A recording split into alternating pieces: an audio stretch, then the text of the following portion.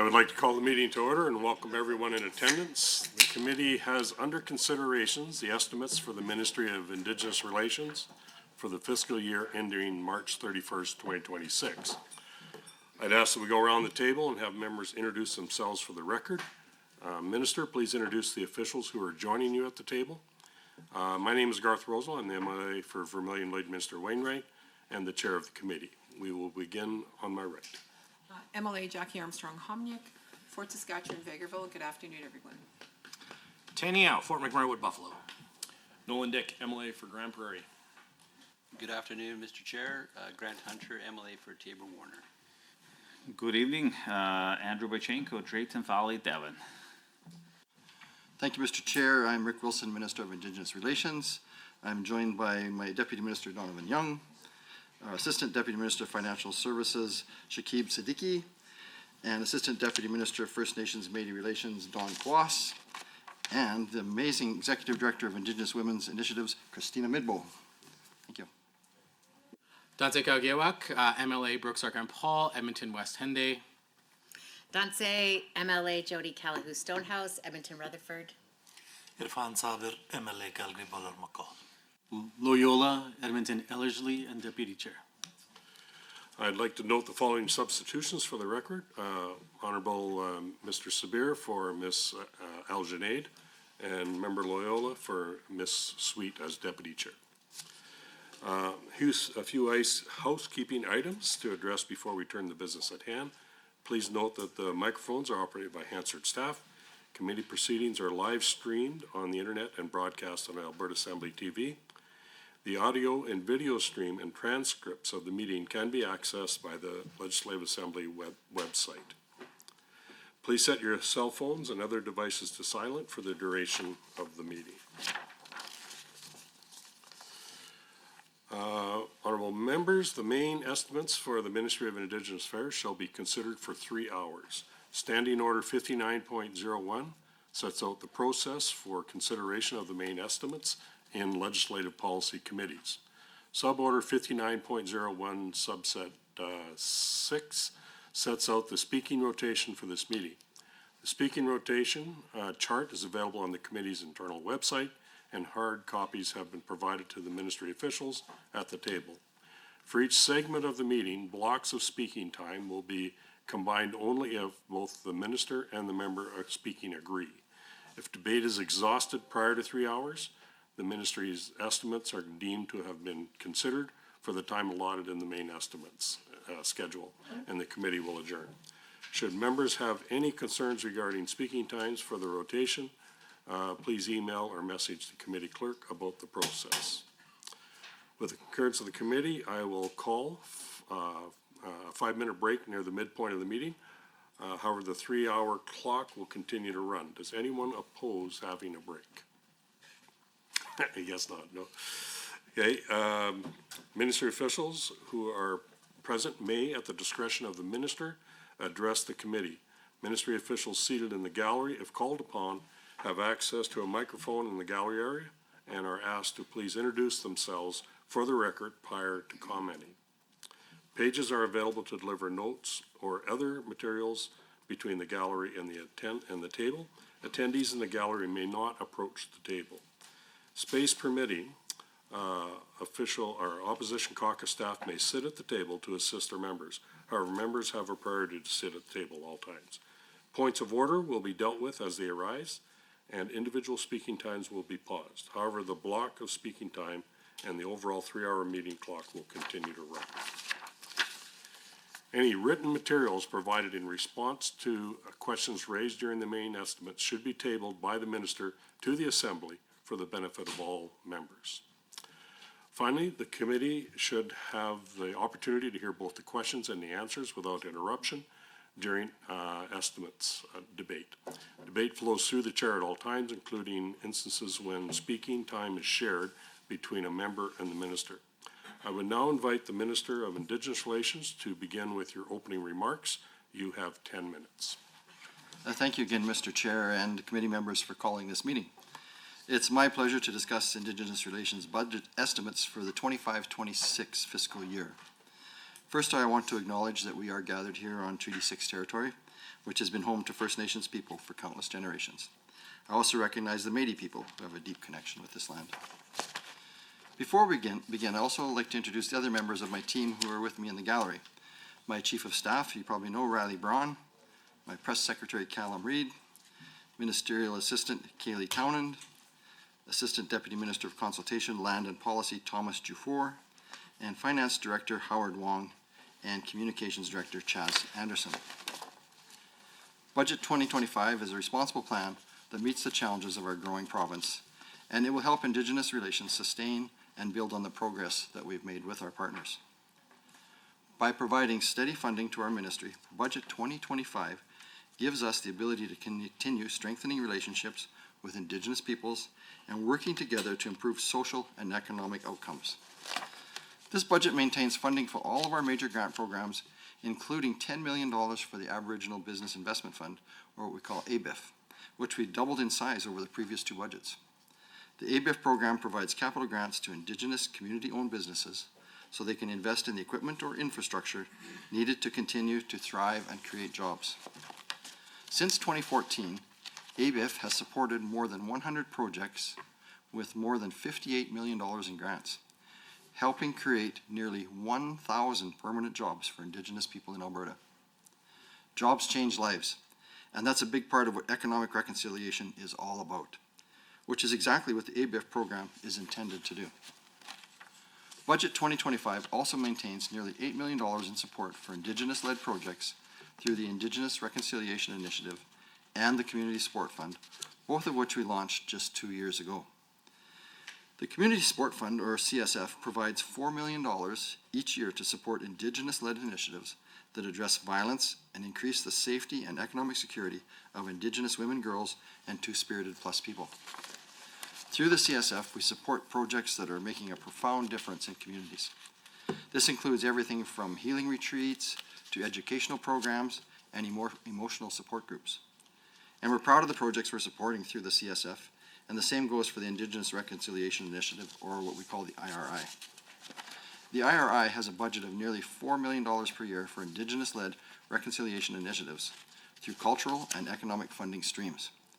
65 IRI grants were approved over the past fiscal year, supporting a wide variety of projects, from cultural celebrations to strategic business planning support.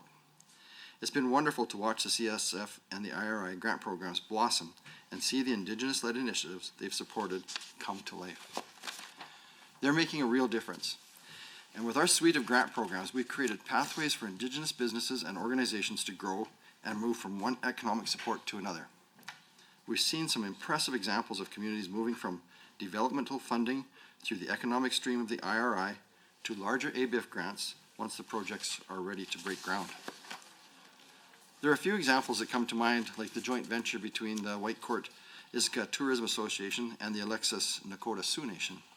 They're building a teepee village up in Carson-Pegasus Provincial Park that's going to anchor Indigenous-led ecotourism initiatives centered around traditional learning sessions with Nakota knowledge keepers. In 2023-24, this project received an $83,000 IRI grant that supported strategic planning, creation of a governance structure, and a marketing plan, among other foundational pieces to help get this project off the ground. This initial funding set the stage, but now we are proud to continue supporting this exciting project with an ABIF grant of more than $530,000 to help build the teepee village and surrounding amenities and the infrastructure. I'm eager to see the progress they make this year, and I'm so happy that Alberta's government has been there to help along the way. Another example of an Indigenous community that's taken the stepping stone approach to our grant programs is Paddle Prairie Métis Settlement. In 2023-24, Paddle Prairie received a $100,000 IRI grant for a feasibility study about a potential new farming project in the community. The study showed this initiative was viable and helped identify suitable land and a path forward. So later that year, they applied for and received a $750,000 ABIF grant to help buy the equipment they need to clear the land. And now we're pleased to be providing Paddle Prairie with further ABF support in 2024-25 to buy root raking and mulching equipment so they can begin seeding. This project is going to be a game changer for this Métis community, creating jobs, revenue streams, and providing food security. These are just two of the many outstanding projects we're funding in 2024-25. I'm looking forward to announcing the others soon and to opening a new round of applications later this spring. Now moving from grant programs to our flagship Crown Corporation, the Alberta Indigenous Opportunities Corporation, or the AIOC. Budget 2025 increases the AIOC spending authority by $500,000 so it can hire more team members to help capitalize on its expanded mandate to support more Indigenous investments in a wider range of industries. The AIOC helps create long-term revenue streams for Indigenous communities by providing loan guarantees for large investments. It is a major part of our focus on economic reconciliation, which is about ensuring Indigenous peoples are included at every level of the economy, as owners, as workers, and as partners. I'm eager to see the progress AIOC will make this year, with potential new deals to be announced in the near future. Budget 2025 is also helping us maintain momentum by providing stable funding for the protocol and relationship agreements we've established with Indigenous governments and communities and organizations all across Alberta. Stability is the key to building long-lasting beneficial partnerships and to making true progress, and this budget delivers on that. It also maintains support for the Premier's Council on Missing Murdered Indigenous Women, Girls, and Two-Spirited Plus People, and our councils on Indigenous women's economic security. Budget 2025 will also ensure that Indigenous communities continue to participate in consultations on land use and major development projects through our consultation capacity grants, which remain fully funded.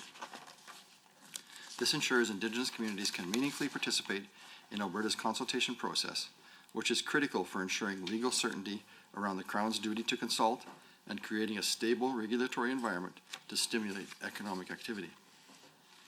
Budget 2025 also maintains our many other programs and services ranging from internal programs like the Indigenous Learning Initiative, which educates public servants about Indigenous perspectives and experiences, to external supports like our ongoing financial commitment to the Native Friendship Centres, which are there to provide critical services and supports for Indigenous people living in urban and rural municipalities all across Alberta. Despite the steady funding, every budget includes fluctuations that are out of our control. And you may have noticed our statement of operations is that expenses has risen by nearly $18 million compared to last year's budget. This is mainly due to an expected increase of $19.2 million compared to a budget estimate last year in gaming revenue from government-owned slot machines in First Nations casinos. This revenue goes into the First Nations Development Fund, and you'll hear me talk about this later, that we call the FNDF. And this is then dispersed to First Nations to support economic, social, and community development projects in First Nations communities all across Alberta. It's important to note that this is an estimate. Gaming revenue forecasts are provided by Alberta Gaming, Liquor, and Cannabis, and they're based on consumer trends, which means they can change over relatively short periods of time. When more people use slot machines in First Nations casinos, the FNDF has more money to spend. This makes it difficult to predict the size of the FNDF exactly, but we expect to receive $161 million for the program in 2025-26. While we may not be able to control these estimates, I can assure you we will continue to get every cent out of the door and back into First Nations to support development priorities that are set out by chiefs and councils. This considerable increase to the FNDF is partially offset by a few smaller decreases, including a $780,000 decline in land and legal settlements funding, and that's just related to the ongoing scheduling and completion of land remediation work. And another significant change is a $500,000 decrease in federal funding for the Employment Partnership Program, which supports training and employment opportunities for Indigenous workers. That decline is out of our hands, unfortunately, and EPP is funded by Ottawa, but we still expect to receive just over $4 million for this program, and we will ensure that every dollar flows to eligible recipients. Overall, Budget 2025 provides Indigenous relations with consistency. And consistency is vital to the work we do and the partnerships we are building and strengthening with Indigenous peoples, communities, and organizations. By maintaining the increases we've seen over the past few years, this budget lets us build on the groundwork we've laid in collaboration with our partners. There are some very exciting projects just around that corner that I can't wait to announce, and I'm very much looking forward to the year ahead and seeing all the beneficial initiatives that we can support. Supporting strong and vibrant Indigenous communities and promoting social and economic opportunities is central to my ministry's mandate. Together with Indigenous peoples across Alberta, we are committed to working towards Thank you, recreation Minister. We will now begin the question and answer portion of the meeting. For the first 60 minutes, members of the official opposition and the minister may speak. Honorable members, you will be able to see the timer for the speaking block, both in the committee room and on Microsoft Teams. The first member that wants to speak, did you want to share time? Or- It's to the member, to the minister, if he Okay. chooses to share or block time. Okay, Minister, what would you I rather? prefer block time. Block time, okay. Given that, remember you have up to 10 minutes to ask questions and make comments to the minister. Once you have done so, the minister will have up to 10 minutes to respond. Dansei kagewak, nisigason sipsis kipo tagawit sinia kamasatik nikotwasik, nanaskman kitsimane dumio kisigawanots. Thank you, Mr. Chair. I do also want to acknowledge that we are here on Treaty 6 territory that was shared between my people, the Nehiawak, with the Blackfoot, Sutana, that's the Soto, the Dene, the Haudenosaunee, the Métis, and many diverse Indigenous people who now call this place home. I'd like to thank the elders who pray over these discussions, and I'd like to thank the Creator for giving us another day to do good work for Albertans. I'd like to thank the staff, the Deputy Minister, and the Minister for being here today. While this work is important work that we are undertaking, I want to remind us all that we have a duty to represent all Albertans, and that includes Indigenous peoples in Alberta, whose sovereignty remains strong and is acknowledged through treaty. At the outset of my questions, I'd like to, through you, Mr. Chair, also remind those in the room today that there are 46 First Nations in Alberta, 8 Métis settlements, and 2 credibly asserted Métis communities in this province. While I appreciate that there have been inroads with some nations in this province, I'm saddened to see the same status quo with the same nations repeated in funding announcements from this government. I would urge you, through you, Mr. Chair, to the Minister, that this be rectified through this budget and moving forward. On page 93 of the Ministry Business Plan 2528, Indigenous Relations states it will, quote, work with Indigenous people, communities, organizations, and other stakeholders to support economic development and social and cultural revitalization of Indigenous communities, end quote. It does not list 1 or 2 nations. It stipulates the broader obligations it has to all First Nations and Métis communities in this province. And I will take the time to also note in the strategic plan, page 27, this government knows that there are well over 55 First Nations, Métis settlements, credibly asserted Métis communities in this province, and many, many Indigenous peoples in this province who are not connected to any of these communities. These are especially so in our urban and rural centers. But for the purpose of this question, I bring up this number as the Alberta Indigenous Opportunities Corporation boasts to have supported 43 communities across Alberta through its loan guarantee program, which I will discuss at greater detail during these estimate proceedings in my next block. Through you, Mr. Chair, I ask this ministry whether this budget is aware that there are more than a small handful of Indigenous nations which need programs in this province, like treatment centers, health centers, and other social supports for their people. This is especially so given the Premier's message in the outset of the strategic plan, which highlights the rapid growth of our province over the past 2 years. If provincial roads, schools, and hospitals are feeling the strain, you can only imagine what the nations are feeling. Because I'd like to remind folks, our nations are feeling all of these same pressures as non-Indigenous peoples, oftentimes more acutely because of the dispossession of our people's land from colonial governments. Mr. Chair, through you to the Minister, and bear with me, I'm setting the context for the question which I will tie to this very important budget that the government has tabled a few weeks ago. I'd like to spend this first block talking about a major theme that popped out at me, reconciliation. And on 27 of the strategic plan, in pages 91 and 95 of the Ministry Business Plan, reconciliation was highlighted as a priority of this budget, and I raise this intentionally because of these budget items. I had the deep honor of visiting many beautiful First Nations and Métis communities, as well as hosting various stakeholder groups to discuss reconciliation, which would put Alberta on the map for advancing reconciliation through the Reconciliation Implementation Act. I did this work in collaboration and in true partnership with First Nations and Métis leadership, as treaty and the legislative framework requires respectively. In doing this work, I was able to pull together the expertise of Indigenous leadership and their experts in developing a framework for this government to advance reconciliation in a meaningful and deep way. Now, thank you, Mr. Chair. I will turn to the budget documents. While I look at this budget and the 2.2% real cut to the small budget of $230 million for this ministry, as evidenced on page 129 in the 2528 estimates, and in light of the tariffs being threatened by the President of the United States, it is difficult to see the pathway of reconciliation is going to be stable or predictable, given the Premier's intimations in the introduction of the strategic plan around our rapid pace of growth. The pressures on public services, infrastructure, and programs, and the strain on same. First Nations and Métis governments are no different, Mr. Chair. And for this, I am concerned that without any significant increases, that Indigenous peoples are going to feel these cuts very deeply because of this government's inability to adequately respond to those tariff threats threatened by the United States. If the Reconciliation and Implementation Act is passed, which I urge all members in this meeting today to support because it was conducted in partnership with Indigenous nations and is a pathway for this government to do what is right. But with this budget, it does not look like the important work that must be done will in fact be done. It will be status quo, and Indigenous peoples in Alberta deserve so much better.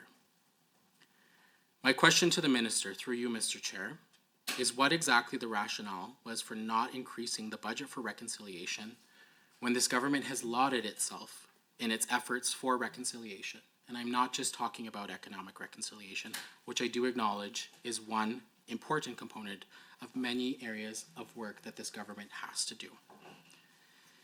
In particular, again, through you, Mr. Chair, to the Minister and his deputies, the Indigenous Reconciliation Initiative is poised to receive $3.9 million per the Business Plan 2528 on page 95 in the Minister's comments a few moments ago. While I recognize that last year, this number remained stagnant again this year. And through you, Mr. Chair, can the Minister explain why this has not increased given the work that remains to be done? Again, I link this back to the work I've done for the Reconciliation and Implementation Act, which would require much more in terms of support for reconciliation outside of the areas that solely relate to enhancing culture, traditions, and languages, which are also critically important.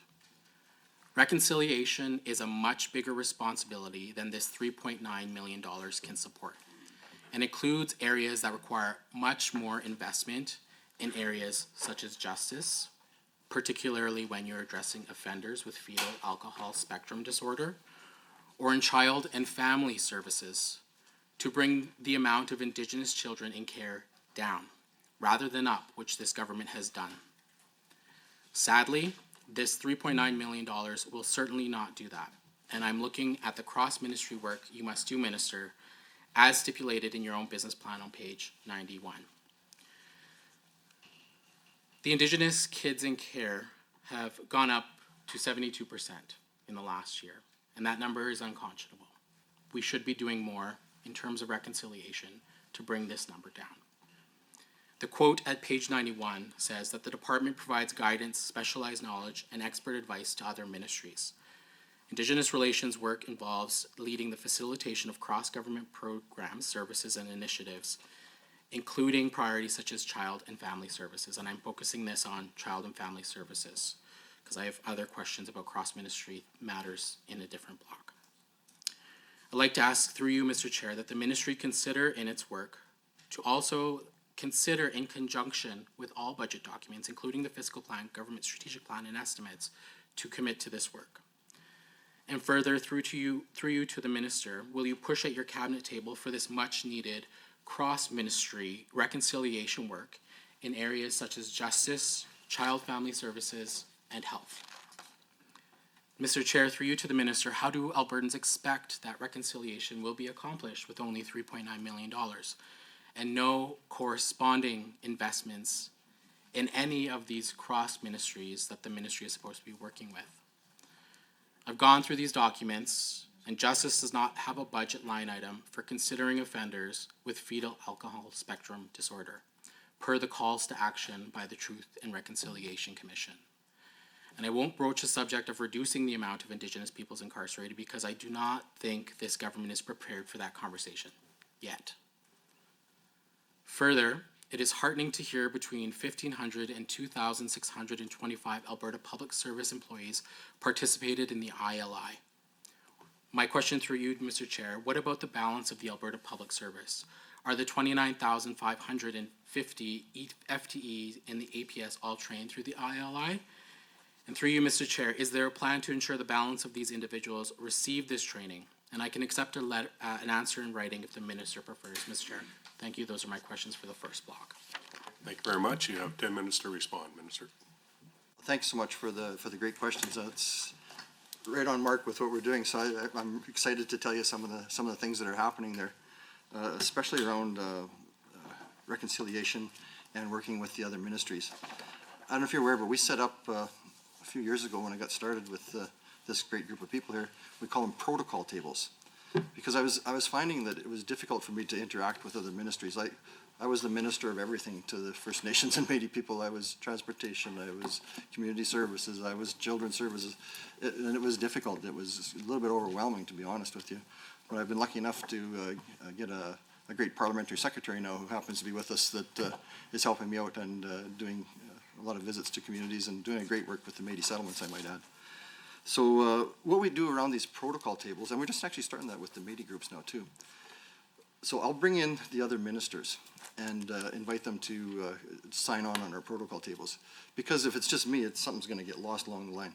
So now what we do is we have our great technicians, a lot of these people that are here, we'll work with the technicians from the various First Nations and Métis communities, and we'll say a big issue might be for policing. So then we'll bring in the Justice Minister and Public Safety, and we'll set up a protocol table just around that. And we'll bring in environment's always a big one, energy, and we'll set up these protocol tables. And now the technicians from the First Nation or Métis settlement, they have their subject matter expertise people, and I have my people, and they can see what the problem is and work towards a solution. And what we do then with these protocol tables, so each minister will come in, and the ministers themselves provide additional funding. You may not know this, but so let's say I bring transportation in to work at one of these protocol tables. They'll provide the First Nation with up to $200,000 so that it will help offset the costs of the community so that they're not using their own funds to work with these people. So this has been very successful, and we've been able to get some great projects going, like the highway up north that just got announced. That came from the protocol tables. That's how this all started. The Siksika, we just had them in our office here 2 days ago. And a big issue with them is around policing and around courts. And so we have a whole protocol table around that. So we'll get together, so I'll have all the various ministers in the room. And part of the protocol table as well is that they get an opportunity to sit face to face with each minister, and not just me. So now they can work directly with the other ministers.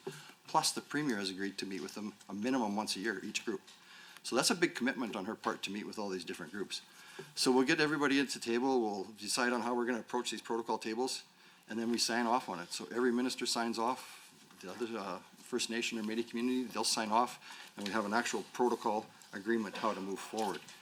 And like I say, some of the stuff that's come out of there is, oh my goodness, we actually signed one with Sutina. They took a buffalo hide and they etched the agreement on the buffalo hide. So Donovan's keeping it in his office, but we gotta get that thing mounted. It's pretty cool. So we have a whole agreement on a buffalo hide, which is very sacred, as you know, to the Indigenous people. And it lays out on there how we're gonna work together throughout the year and how funding will flow through. And by doing that, everything from, of course, around the missing murder Indigenous women to transportation is always a big item, especially up north with the Métis communities when they've had, and say Fox Lake where they've had all the fires and that kind of stuff. Now our people can work with them to see where we can do everything, even I'm thinking with Minister Lowen or around fire, how we can protect the communities, fire guarding them. And that's where the whole idea, when we talked about Paddle Prairie earlier on their farming, how they're going to move forward. And the Métis communities, they have over 1 million acres of land between them, 1.25 million acres of land. So there's a lot of land there that could be utilized. They haven't been doing too much with it other than forestry up to this point. But Paddle Prairie came up with the idea that some of the best soil in the province up there, that they should get into the farming business, and they've decided not only does that create income from the farming, but that's also gonna create fire guards around their communities. Like, some of these communities, as you know, are very remote up there, and if you've got a community that's situated right in the middle of the bush, when these fires hit, it's scary stuff. Like, I get calls in the middle of the night, minister, help, and it's like all hands on deck. We just go to work, and I got a great team here. We start getting the safety people out there and getting people evacuated.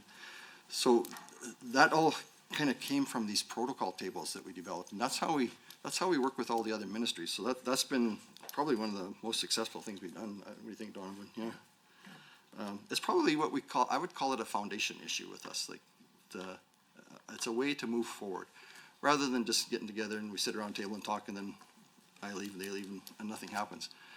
Now the people get to work, roll up their sleeves, and actually get the work done.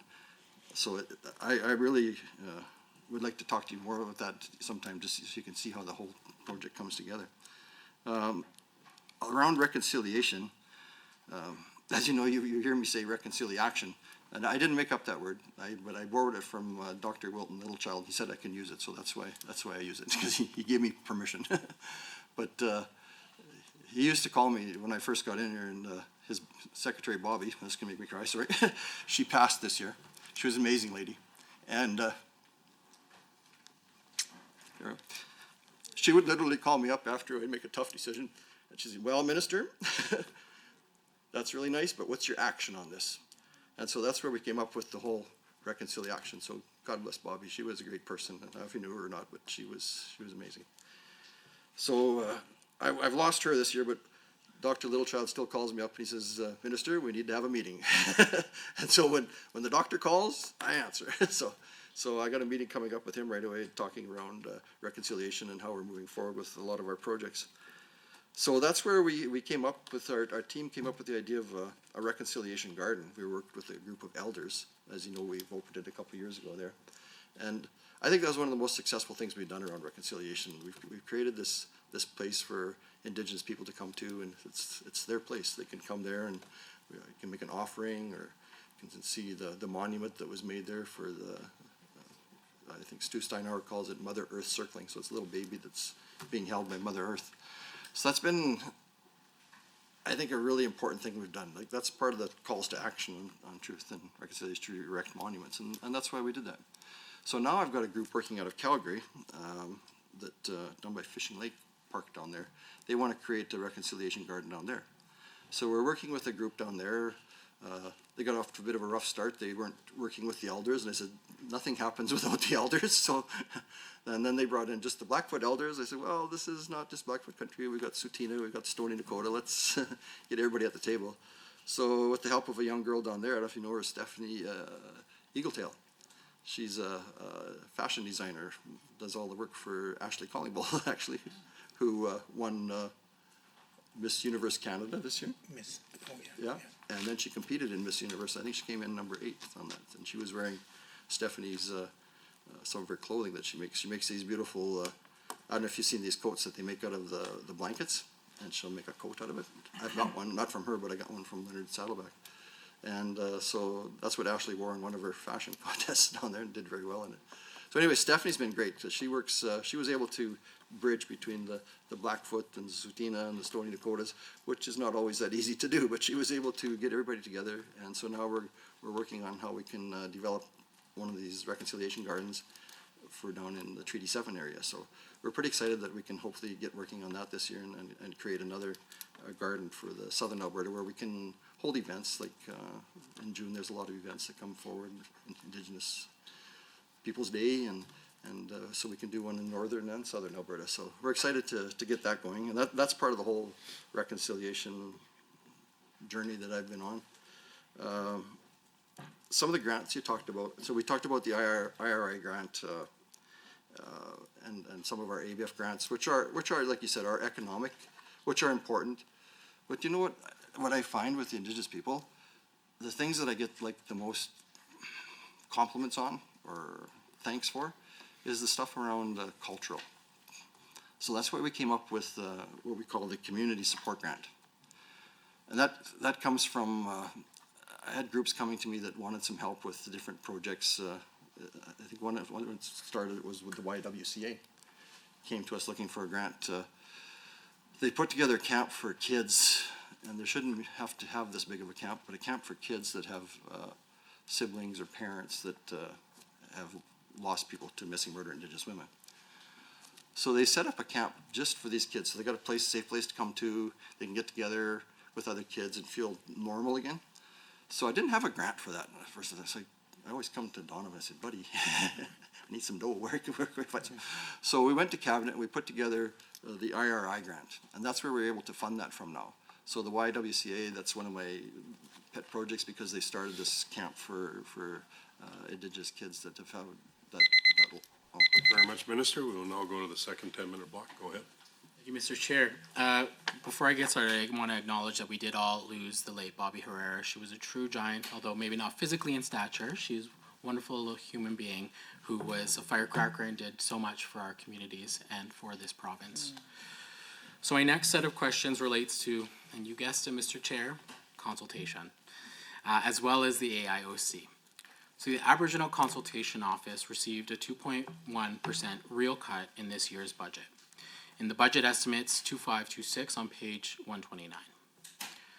Mr. Chair, the members in this room have heard me and Indigenous leadership loud and clear that this government's work in consultation is paltry at best.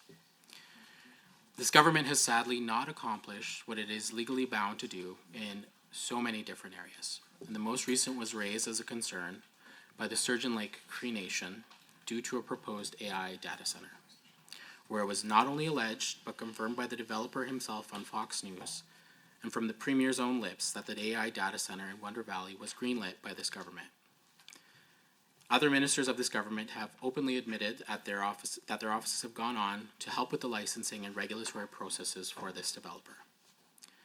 Where in this budget will consultation be captured if this budget decreased by a 2.1% real cut from the Aboriginal Consultation Office? And through you, Mr. Chair, can you confirm whether this cut was a result of the loss of personnel? And if so, which position or positions? I'm happy to get that answer in writing if it's unable to be answered today. Further, in the strategic plan, page 10, through you, Mr. Chair, did the minister encourage his colleagues prior to this budget being tabled to also keep Indigenous consultation in mind when it came to the Alberta Artificial Intelligence Data Centers strategy? Because this, coupled with the current budget, would leave one to think that if the province is moving to include more projects such as AI data centers, that consultation will be heavily required for the effects these projects will have not only on the land, but our very precious water and our treaty rights. Mr. Chair, through you to the minister, water is life, and it is not something my relatives will be giving up as willingly as this government is in this budget or at any time.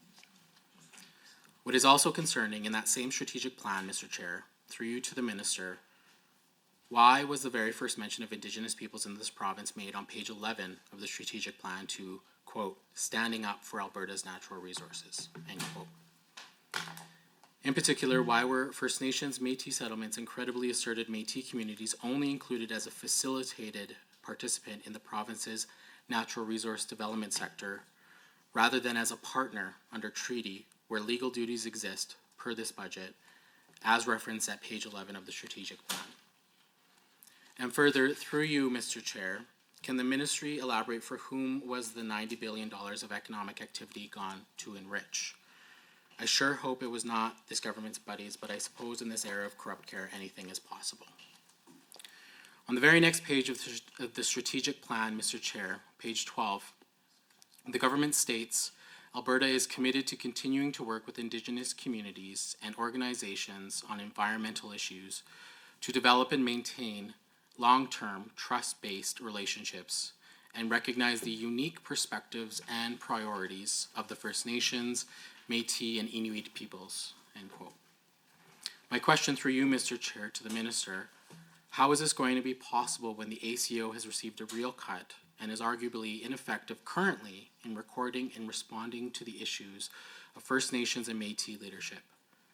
Instead of cutting this office's operating expenses, your ministry should be incorporating growth to reflect the direction the province is moving to attract business such as artificial intelligence or tech sectors, and including areas of tourism, all-seasons resorts, etc.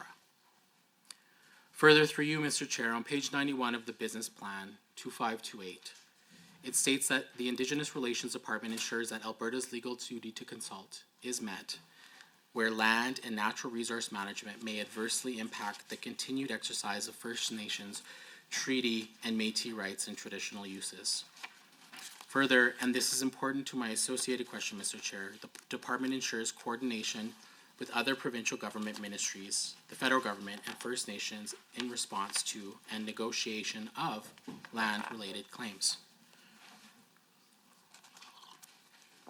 Through you, Mr. Chair, can the minister clarify what is meant in this business plan, and if there is an expectation that Indigenous leadership will have to continue to bring shame to the government when it comes to their failures in consultation, as we have seen in all areas of this province when it comes to the decisions that have been made, including just last fall sitting when the All Seasons Resort Act was passed without Indigenous consultation. I'd now like to ask a question about the Indigenous Consultation Capacity Development Fund, or the ICCDF, on page 94 of the Ministry Business Plan 2528. The figure of $7 million is allocated for the ICCDF, which is steady from the previous year. My question through you, Mr. Chair, how many Indigenous nations were successful in receiving this funding, and how much roughly was given out in each circumstances? Further, Mr. Chair, on page 94 of the Business Plan 2528, it states that the ACO has, quote, consistently met its performance timelines for these measures 100% of the time, end quote. And through you, Mr. Chair, I would just comment that from the Indigenous nations I speak to, they do not share that perspective. I want to now point to the vision statement in the strategic plan, Mr. Chair. You will appreciate that this is in the relevant budget documents, a little nod to last year. I'd like to draw attention to the sentence in the 5th paragraph of page 11 of the strategic plan. Albertans care deeply about responsible environmental stewardship and are proud of our environmental leadership. It goes on to further state, Alberta's natural resources are foundational to our prosperity, Canada, and the world. And the world needs Alberta's world-class natural energy resources and support access to training and career development opportunities. It then paraphrases this on page 11 of the strategic plan. And I see that expense line item with the Alberta Indigenous Opportunities Corporation has increased by about $53,000, but the operating expense on page 129 of the estimates has decreased by $2 million. Through you, Mr. Chair, to the Minister, what are these changes related to? Are we seeing less personnel in the AIOC offices? If so, why was there no corresponding shift of these dollars into the AIOC? As the shift did not actually occur, if this shift did not actually occur, why did the ministry not stress this need to continue funding this self-referenced jewel in this government's very rough exterior? Further, as I stated earlier, the strategic plan on page 27 has stated that the AIOC has, quote, backstopped, end quote, 43 communities. Through you, Mr. Chair, can the ministry provide that listing of all of the communities that the AIOC has gone to, quote, backstop, end quote?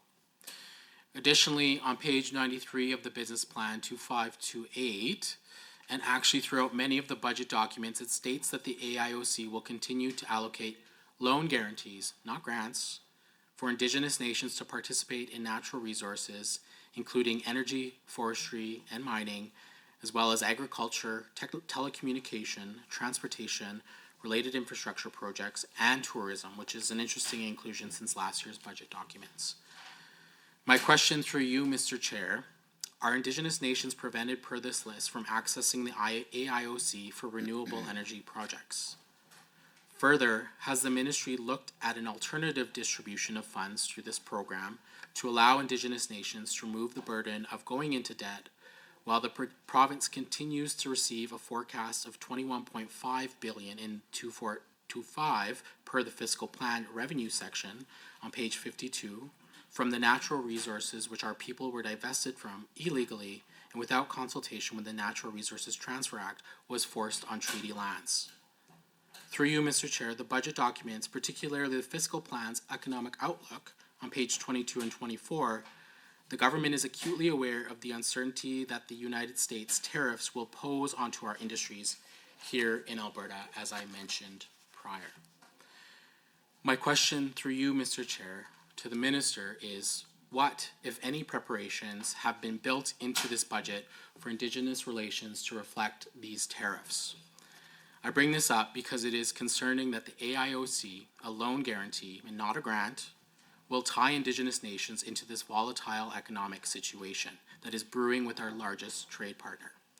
Within this budget for the AIOC, I do not see any corresponding forecasting for this uncertainty. It is concerning. Through you, Mr. Chair, does the ministry have a plan for addressing these tariffs, and if so, can they be provided in writing as well as spoken to today? We must look for new ways to diversify our economies. Canada is a resource-based country. Critical minerals, energy resources, grains, forestry, and water are embedded into our treaty territories.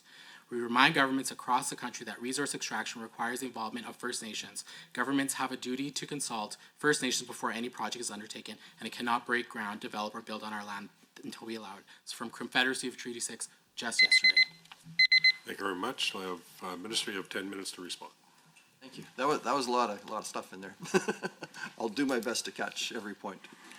So first you talked about consultation, that there's been some cuts there. I can guarantee there's been no cuts. They may have shifted some staff, so that's why you might see a small change in the number there.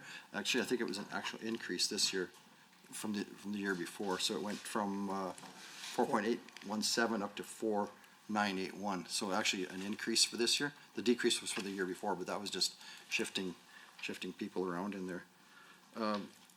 Our consultation department, Thomas is like our head guy there, and he's in the back. He might jump in if I mess up here a little bit, but around the Sturgeon and Chief Sunshine up there, I've contacted him, and we're setting up a meeting. I tried to do a phone one with him, but he wanted to do it in person.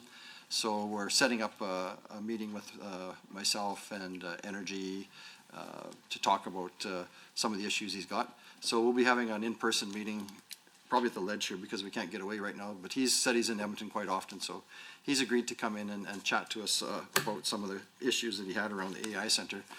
A lot of the stuff that you heard was just one of the dragons or sharks or whatever he is, just throwing some stuff against the wall, I think, to see how much would stick. So there, at this point, there is not an AI Center going forward. Maybe never, I don't know, but at some point, hopefully there would be, because it'd be great for the area. But nothing would ever go forward without consultation. So we don't even have an actual formal application, and I can't start the consultation process until there's an actual application to do an AI Center.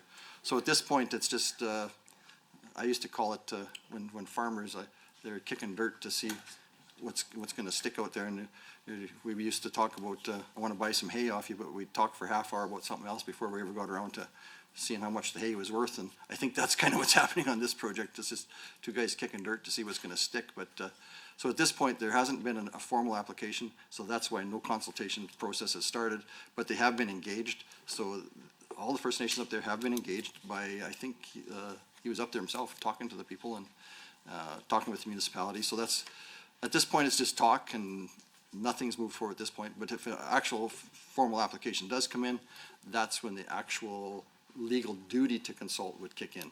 So there's a big difference between engagement and consultation. The consultation part is the actual, when it gets down to our team putting boots on the ground and seeing which First Nations, because the consultation map is really complicated, so it's been decided in the province, every First Nation has areas that they say should be consulted on. And so this has all been done and worked out as to who's gonna be consulted on. So for this project, I can't remember how many First Nations would be involved, but as the map overlaps, that's when you see there'd be 1, 2, 3, maybe 4 or 5 First Nations involved in the consultation process. Our team would then get the information out to them, and we've streamlined it. We've put it all online now, so we can get, as soon as we get the papers, man, within minutes, we can have that out to all the First Nations that are involved and all the paperwork that's, so there's no delays in getting the information out. So they know exactly what's going on and what consultation would be involved on their half.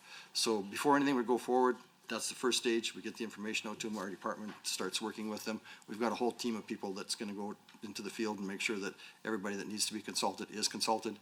Nothing ever moved forward until we've come back from our team and said consultation is done and it's thorough. So rest assured that that's not gonna happen until that takes place. We talked about the AEI centers, so this is getting to be a big thing, like, this is not the only project, like, I can't tell you where there are other ones, but I have been contacted by other First Nations and they're leading it, like, and that's the ones that really excite me, is where you got a First Nation that's leading, the wave on what's coming forward with some of these AI centers.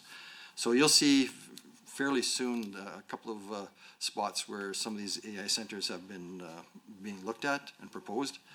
And when you talked about water and that, this is a big issue, because an AI center isn't just a room full of computers.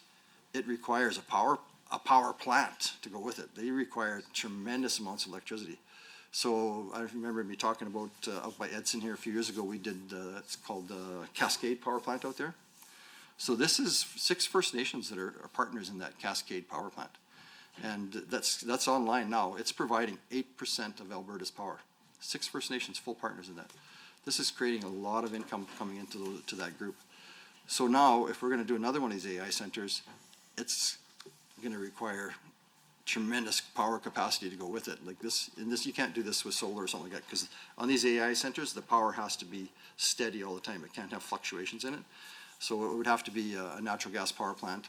And the ones that I've seen proposed, they've all got carbon capture with them. They got the best technology to go with it. And the new ones don't require much water, which would kind of surprise me. They recycle and reuse, and so the amount of water that's actually needed is a lot smaller than I thought, because we were trying to look at where they would be located, because they need natural gas for the power plant, so it's got to be located where there's a lot of natural gas. And I assumed that they would need a huge water supply with it, but they really don't. So it doesn't have to fall on that line. The big thing is it has to be. Power is kind of complicated, but they call it behind the fence. So if it's behind the fence, they're creating electricity just for themselves, but they also want to put back into the power stream. So then they have to be located where there's a spot where they can tie into the main line and provide it back that way, because we don't want to get into a bind where, from previous governments, the power plants were located in other spots, and now we've got this huge problem with what's that called, the transmission portion of it, so that we don't want to have a huge cost associated with it, because now the power plants are responsible for that cost.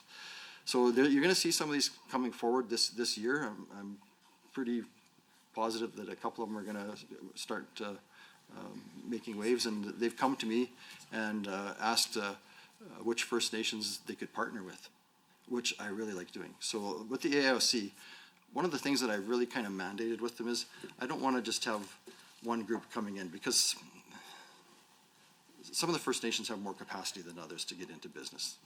It's just the way it is. And they're really good at writing grants. So they could come in, and that's why you're talking about maybe some groups are getting more than others. Well, they're really good at writing grants. But they've all kind of come to the conclusion now that if they're going to move forward with something, we need to help our brothers out there too. So that's even with the Cascade plant. One of the groups could have done it on their own, but they didn't. They chose to bring others in. And so some of the projects you're going to see coming forward, the group could have done it on their own, but now they've reached out to other First Nations, and they've got partners that will be coming in as a group to present to us. So I'm really excited about what's going to happen there. It could be a huge boom for a lot of the First Nations, especially in the remote areas that it's like a business, location, location, location. If you're located beside Edmonton, a casino does really well. If you're out in the middle of nowhere, it doesn't do so good. So that's why I'm hoping to bring in some of these other First Nations and Métis communities that are quite remote and just don't have the ability or the capacity in their staff to be able to write these grants and move forward with some of the bigger projects. So that's been my big push, is to get everybody involved, to make sure that everybody's going to get an AOC, everybody's going to get an ABIF grant, and move forward. Even on our ABIFs, I was finding that some of the Métis settlements didn't have the capacity to do that. So we've kind of got to set aside that we make sure that we give 4 a year ABIF grants up to them, that they're guaranteed that, and that way every other year one of them is going to get something. So it's been really working well that way. Cascade. We talked about with the ABIF and AIOC. You'd be familiar with the Alexander Band, of course. And so what we've done with Alexander Band, they've been really good at being really proactive in business. So I think it was last year we did the valve company with them. So they've got, they partnered in with an oil field company that actually manufactures valves for the oil field business. And it's been very successful. That's set up right on, as Brooks would know, right at the First Nation there where they've got the valve company set up. And next week, I'm actually going down to Calgary. They've partnered up with another company. It's called Alexander Chemical, and producing all sorts of different things. I know they brought me a bottle of hand sanitizer that's in my office already. So that's going to be exciting, and it's really moving them forward and creating a lot of employment doing these types of initiatives. We talk around some cuts you were saying in the AIOC. There's been no cuts, actually. If you look through the budget carefully, you'll see that it's actually a $500,000 increase. And that increase was to put more staff into the office so that when we say a group comes to us and they want to do something in tourism, we need to have people that are expertise in that field that can move forward with that. Thank you very much, Minister. We go to the last 10-minute block in this segment, so go ahead. Oh, I just have to ask, it's part of the procedure. Would you like to share time, or? I believe the minister would like to do block funding. Block funding, Would you like to do Minister? block funding? What time? Okay, so for the purposes of this meeting, I'm gonna go block time all the time unless someone asks me differently, so. Great. Okay, so carry on, Thank sorry you, about Chair. that. Dansadoya, Gapabamas Kamganakisqueo, Natsigasun, Otsinia, Michelle First Nation, Nanaskaman for the land, the water.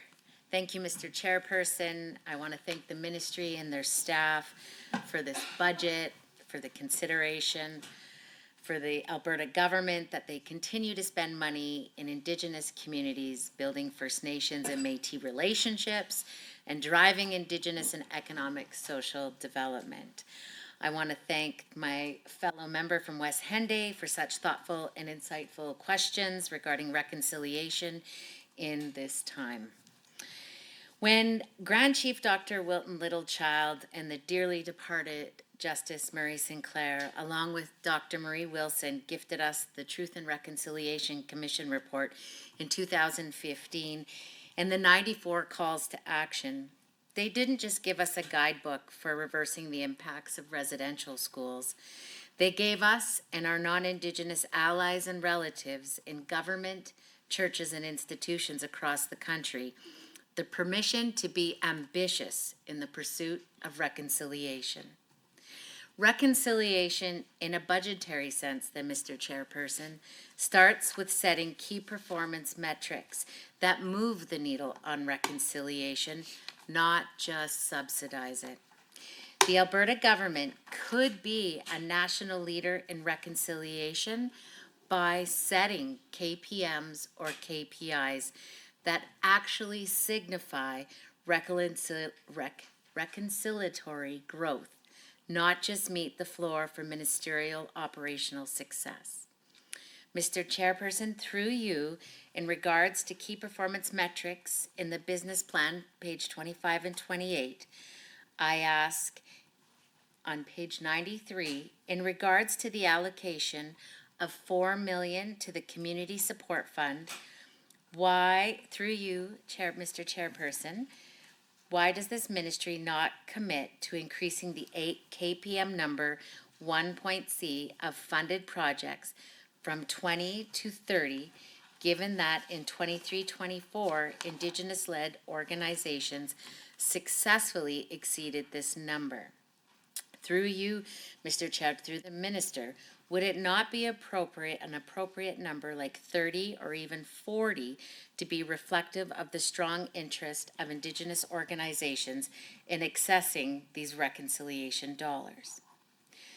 Further to this point, in reviewing the distribution of CSF funding to all 3 streams, economic security, increasing safety, and addressing violence, from the 23 to 24 CSF plan online, it would seem allocating $4 million is insufficient for forecasting for inflationary pressure on the $200,000 per year funding cap. Mr. Chair, through you to the ministry, is shifting funding allocations to account for inflation. Further, how is the ministry shifting funding allocations to maintain interest from Indigenous organizations and further keep competitively with private donors and NGOs funding in the same sector? Mr. Chairperson, through you, I have a question regarding would increasing the 4 million allocation make the CSF more attractive for Indigenous organizations to apply for? And if so, will the ministry share the total number of CSF applications started, how many applications were completed, and how many applications were denied? In the 23-24, according to the documents online, the CSF allocated nearly 6 million on Indigenous-led projects. Mr. Chair, through you, is the ministry intentionally setting low funding standards to preserve its minimum standard of funding? Are these KPMs actually a reflection of a cynically low standard of ability for the ministry to distribute reconciliation money? Mr. Chair, given that the ministry's key objective 1.2 on page 93 of the business plan 25 and 28 is, quote, revitalization, would this low KPM be more accurately called subsidization? In some cases, this business plan leaves out entire sections of KPMs on core ministry work like the Indigenous Women's Initiative. Through you, Mr. Chair, I would like to ask, in the case where there are no KPMs listed at all, like on page 95 of the business plan, how is the ministry measuring its own success when it comes to supporting the resiliency and well-being of Indigenous women, girls, and Two-Spirit Plus people?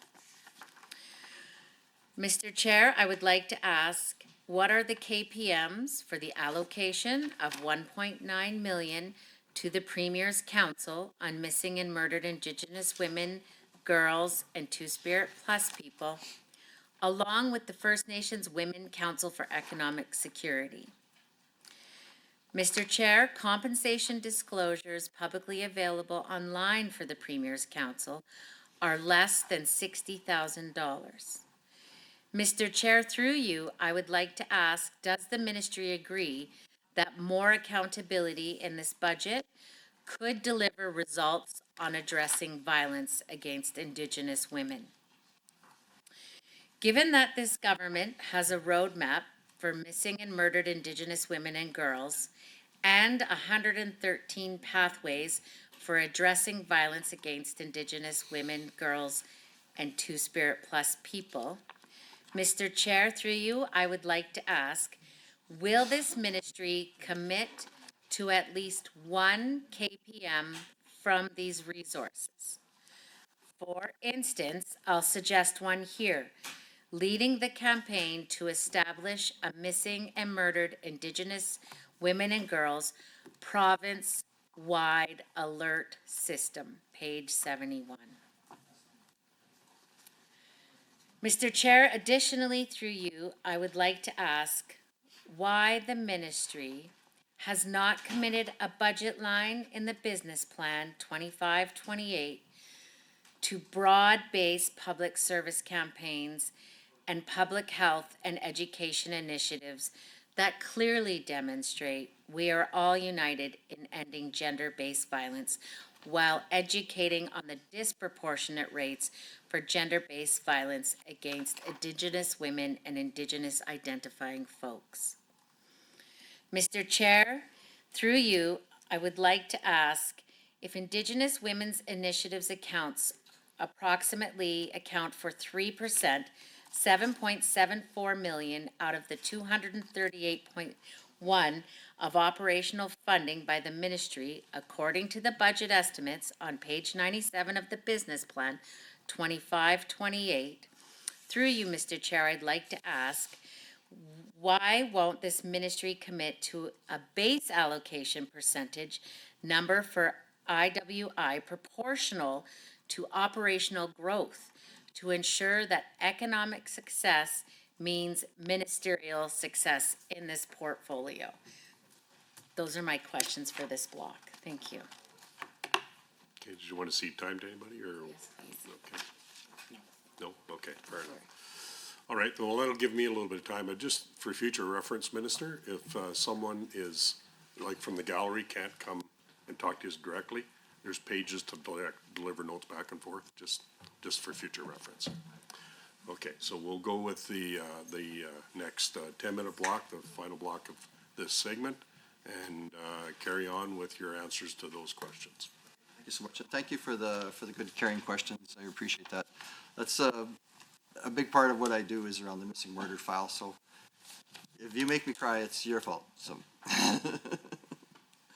So, when you talk about leaders in reconciliation, I believe we are the leaders in reconciliation in Alberta. We started the AIOC. Nobody else was doing that.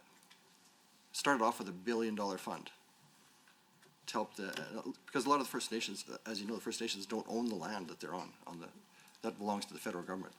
So it makes it difficult to get that collateral you need to get started in the bigger projects, like building a power plant or something like that. So that's where we came up with the idea to create the IOC to backstop so that First Nations, especially some of the smaller ones, could get involved in these bigger projects. And when we started that program, nobody else was doing that. We invented it. I literally had the minister from BC call me last year when they started their program, and I'd been out and talked to him about. I literally was out talking to the minister from BC about our programming, and I'm talking about AOC and the ABIF and all the different grants we're doing. And he's looking at his people and he says, "Why aren't we doing this?" And so they're all taking notes. So he called me up last spring when they were sitting in their chamber, and he says, "Minister, I just want to give you a heads up. Turn your TV on and watch us today." I says, "Why?" He said, "Just watch." So the minister from BC in their legislature introduces their bill to start their own Indigenous Opportunities Corporation in British Columbia. And he gave me full credit for it. An NDP government giving us full credit for what we're doing. So I thought that was pretty cool. So then Saskatchewan came on board, they did a little program, and now the federal government has come on board and they're doing a program. I've literally had people from around the world. I had the Grand Chancellor from New Zealand come and talk to me about what we're doing with the AIOC and how they could maybe do something like that there. I've had which group was it from down in the States? A couple of the First Nations have come up and talked to me. How did you guys get this involved? Like, how did this come from? I says, well, we just made it up. So they were pretty impressed that Alberta was the leaders in that. So I would say that we're actually one of the leaders in reconciliation, probably around the world. Like I literally get calls from around the world. So on the Community Support Fund, so I think we got 24 projects going ahead this year, and that's going to use up the $4 million. So my staff, they work with the applicants to help them get a successful application. So sometimes not every group is successful in getting their application through, but if they aren't, we'll reach out to them. We'll actually go right out to their community and help them put a grant together, because grant writing is kind of an art too, so you have to make sure that you do it correctly. And we have some criteria because it's taxpayers' money, so we want to make sure that it's spent correctly. So we make sure that when they're filling out the grants that they are meeting all the standards, and that, because I have to answer to the Auditor General to make sure that everything we do is on the up and up. So, and the staff does this. I don't get involved with who gets the grants because I try not to interfere with that. So we've got a group of people, the deputy ministers, that get together and decide who's the successful applicants on that. So that's how that part of it works. And we do have you talked about the Premier's Council on Missing Murder, Indigenous Women and Girls. Again, a first anywhere that does something like that. And this came from their own report. Like we, after the national report came out on missing murder, Indigenous women and girls, we did our own report in Alberta to see what we should do from the national report that would fit just to Albertans. And one of the first things in there was that they came out with this: we want to have a Premier's Council on missing murder, Indigenous women and girls. So that's what I did. I set that up. We set up the council. We put out applications for people to apply to sit on this board. We picked out a cross-section from across the province. We made sure we had the two-spirited people even transgender people that sit on this, this committee. And they literally have an opportunity to meet with the premier minimum once a year. And she loves this so much, I don't know how many times she's met with them already. So that's moving forward there. From that, a lot of things have come forward already. Kaylee and I just attended not too long ago a group that's developed an app. It's called Aboriginal Alert. I don't know if you've looked into that yet, but we helped them fund this to put it together. And what it does, the numbers will stagger you. They have a breakdown of how many women and girls are missing. And in a 90-day period, maybe shoot me a note how many people, it was ridiculous, the number of women that were missing. Like, we're not talking 10 or 20, we're talking large numbers. This is horrible. So we have to make a difference there, and I agree with you. Like, that's, if this was happening in a small community, there would be outcry. So I want to make sure that that's why we wear our pins, to make sure people ask us, what's this all about? And I always wear my pin. You can see a lot of my people are wearing pins, and I see most of them are Jers pins. So we work hard on that. And that's been one of the most important files I work on, because like you talked about economic security, but we have to do that cultural one as well. And I think that's one of the things I get most thanks for from various groups, is that we do pay attention to that. Try not to. So around the FN, we also have, we'll probably get into this later, but the FNDF funding, First Nation Development Fund funding, about 100 and, how much this year, for 50 million? 155 million this year went into the FNDF funding. And that's what you'll see in my budget. It looks like there's this huge number, but a big chunk of that is the FNDF funding, and that comes from the First Nations casinos. And that's a percentage that they put into there. And when the casinos do really well, that fund does really well. And that's why it increased so much this year, is because plus we put another First Nation casino online. The Musqueam one is online now as well. So that all adds into that. So of that FNDF funding, they have the opportunity to use that. Like, we don't dictate how it's spent. It has to be their own social programs, whatever. So First Nations can use that for the missing murder file or community buildings, whatever they like. I just put gas in the bus. I don't tell them how to drive it or where to go. So there is an opportunity to get a lot of extra money for any program they want through that, the FF and FNDF funding. Around the community support grant, I was at an opening here when did we do that? Last fall, last summer?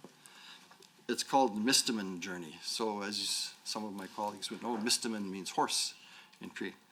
So this is delivered by Skydancer Indigenous Cultural Center. And this program supports Indigenous women, girls, two-spirited people on their journey towards healing, well-being, safe relationships. And they do it through traditional teachings. They do it through art. And the really interesting thing is through equine therapy. So they use horses. And horses are very, like, I've seen it, Hope Mission has where I live, it's called Horses of Hope, and they take kids there for the summer, and the kids work with the horses, and they all of a sudden come out of their shell. You know, some of these people have been through a lot of trauma, but working with the horses, they can work their way through it. So this program with the Mistaman Journey, there's a bunch of amazing women that we met with, and they were on their journey of healing there. And, oh my goodness. We helped them get started with this program. Spruce Grove or Stony Plain? I can't remember. Spruce Grove? Spruce Grove. And they've got a great program. If you get a chance to go out there and talk to them, it's really worthwhile. You can see how, like, some of these women are really traumatized, but to be out there working with the horses, brushing them and looking after them. And now they have an arts program. And one of the things that you might gift as a gift, they gifted me with a clay horse that they sculpted, and you'll see it in my office if you come in there. And you can see that the women that would normally not even be able to talk to you, all of a sudden they're coming out of their shell and they'll be able to move forward. And I just got these numbers. Now this is gonna be horrible. On that Aboriginal alert site, recently missing, this is like in the last 3 months, 96.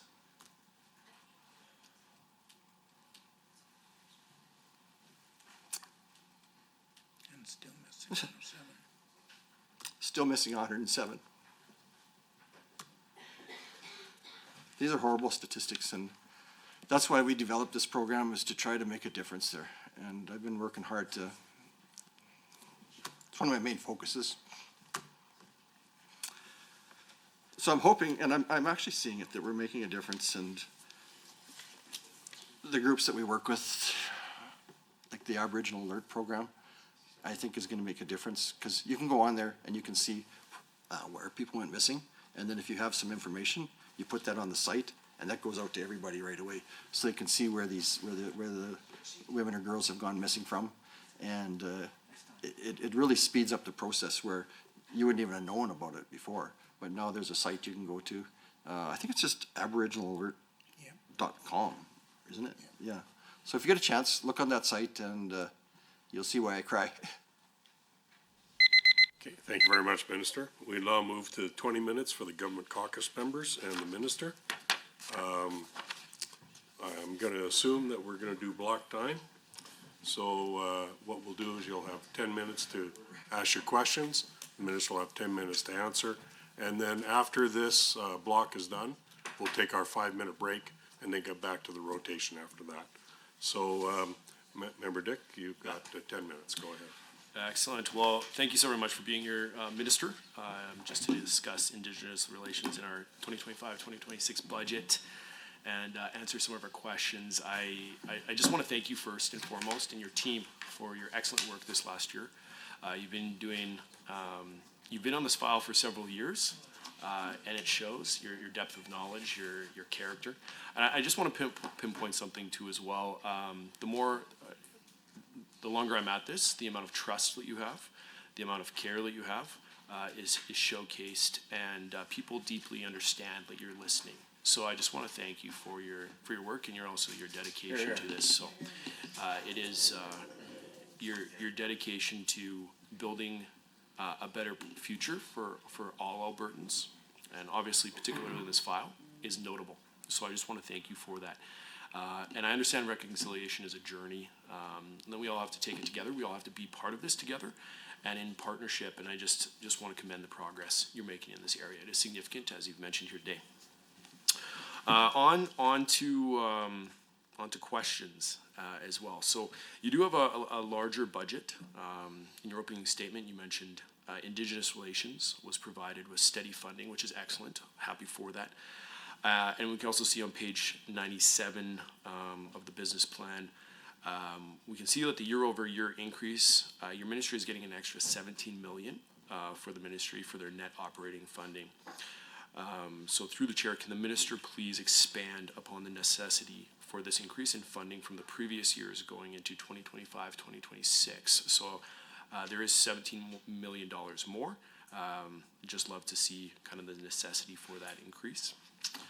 And then also in the business plan here as well, we've seen there seems to be a number of changes when it comes to outcomes and performance measures. Now I have a question here.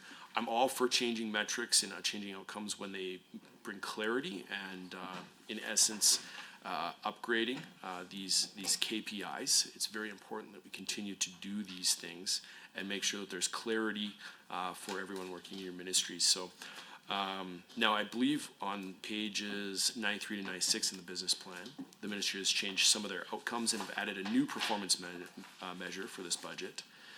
So my question is, through the chair, can the minister please explain and expand some of these changes through the business plan? And specifically, why is there a new performance measure included in the 2025-2026 reporting period?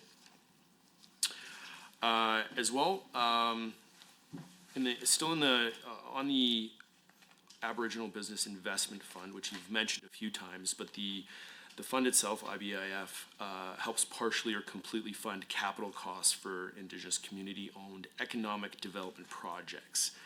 And projects like these can improve social and economic outcomes for Indigenous peoples and their communities. And this is another great example of how the government is putting Indigenous people in control of their futures by partnering with them in generating the types of economic opportunities they're looking for. Now, I see on page 93 of the business plan that $10 million of capital spending will be for their ABIF. So through the chair, can the minister please highlight some IBIF projects that have received funding in the past year and the impacts these projects have had and will have going forward with their local communities?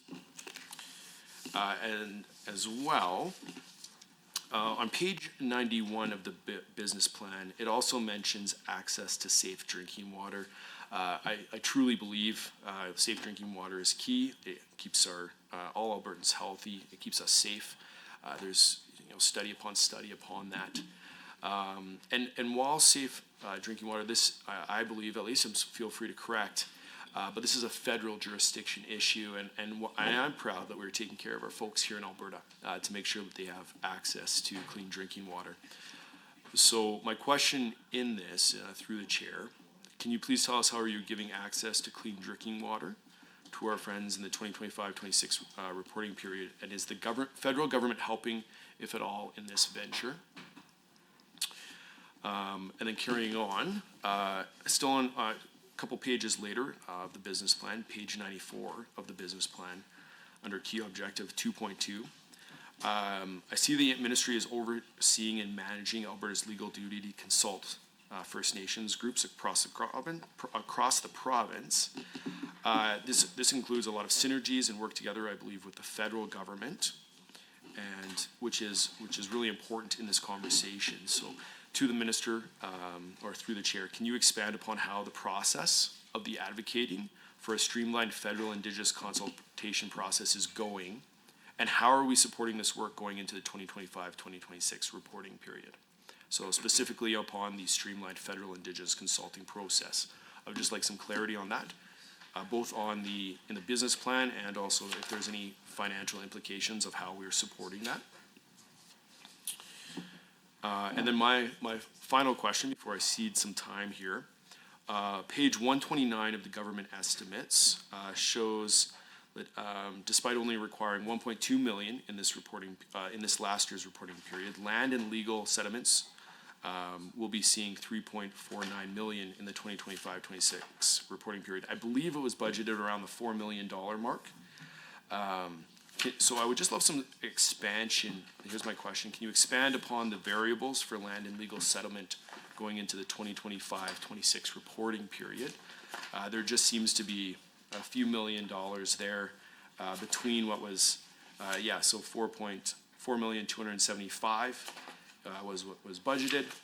What was spent was 1,219,000.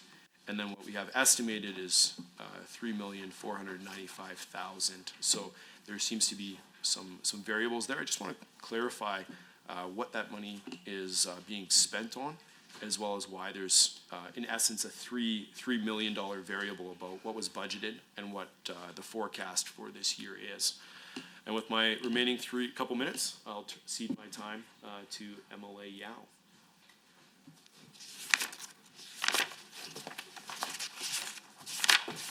Minister, thank you so much for the opportunity. Again, I echo my colleagues' comments about the great work that you're doing and your ministry.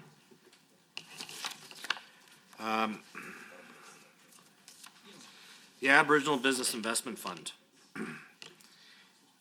The question is, this has proven to be a strong vehicle for bringing prosperous economic opportunities to Indigenous communities right across the province. As shown on page 93 of the 25-28 business plan, we can see that the ABIF was able to help create an additional 168 permanent full-time employment opportunities, Indigenous-led businesses for communities across Alberta.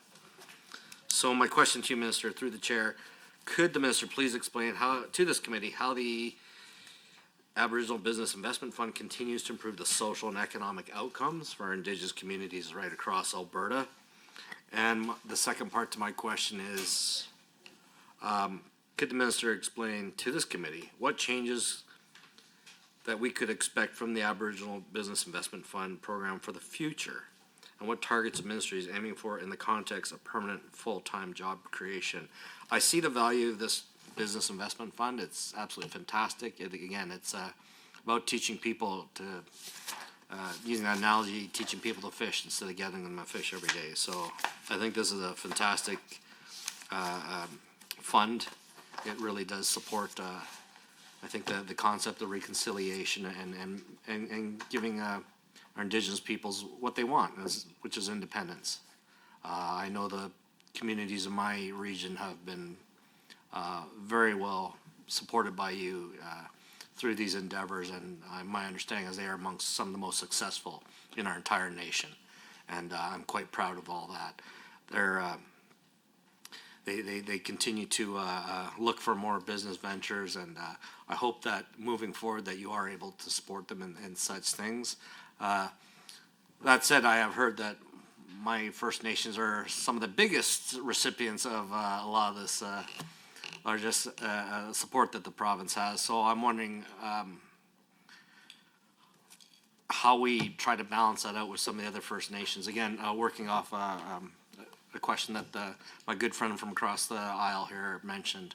I'm kind of curious how those conversations do go as we do try to encourage others to step up and access these things, because I've seen the benefits. They are fantastic. So if the minister was able to give an answer on that, that would be absolutely great.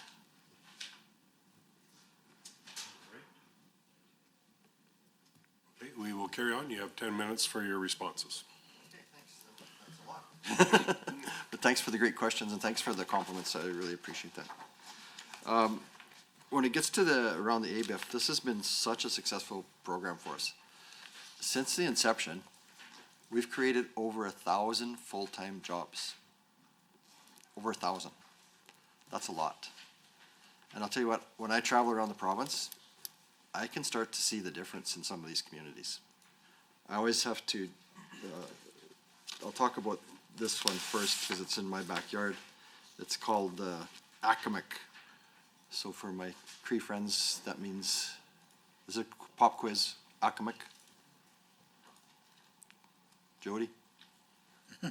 Akamic? Across the water, across the river. So that's what it's called, the one in Montana.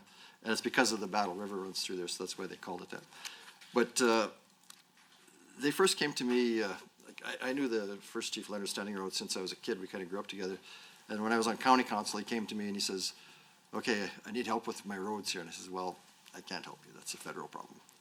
So then when I became an MLA, he finally came and said, all right, now you can help me with my roads. I said, yeah, sorry, still can't help you. I said, but what I can do for you, I can help you buy a grader. I said, I'll help you do that. He says, well, the government buys the county stuff. He says, nope. The county does that on their own. They charge taxes and people buy the graders and they do the work. I said, but I'm going to help you. So we helped him get a grader. I said, how am I going to pay for that? I said, there's oil companies around, whatever. Go talk to them, tell them you'll plow the roads or do some snow plowing, whatever. And then with COVID, he was really concerned about food security. So he came to me again, what can we do for food security for these kids in school? Again, I said, you got some of the best land in Alberta here. It's 3 feet of black soil. I said, farm it. Like, there's huge opportunities here. You used to have farm equipment, but they'd gotten rid of it over the years. So I said, well, we'll help you do that. So we'll get into the farming operation. But I said, why don't you start a greenhouse? Then you can grow food year round. So we helped them get a grant for a greenhouse. Well, they went out and put together the most high-tech greenhouse that was available out there. So I first started working with Montana First Nation. They had 2 public servant employees to do the public works. 2. That was it. Last spring when I went there, 116 full-time employees. Their greenhouse has been so successful that one of the company, a store in Calgary, has said, we'll take all you got, but we need 4 times as much. So they're in the process right now of expanding this greenhouse into a major operation. By the time I go back this spring, they'll have over 150 full-time employees. They don't have 1 grader anymore. This is huge, thank you. Yeah. They don't have 1 grader anymore. He's got 2 graders. He's got 2 rock trucks, 2 cats, a fleet of gravel trucks, oil field trucks, heavy, like hot oil units. Like, they went into it. Now when you drive out there, he's got some nice roads when you drive out to Montana First Nation. And you could see the pride. The people that work there, and especially the people who work in the greenhouse, is very culturally correct, growing food for their people. They're so proud of the work they're doing there.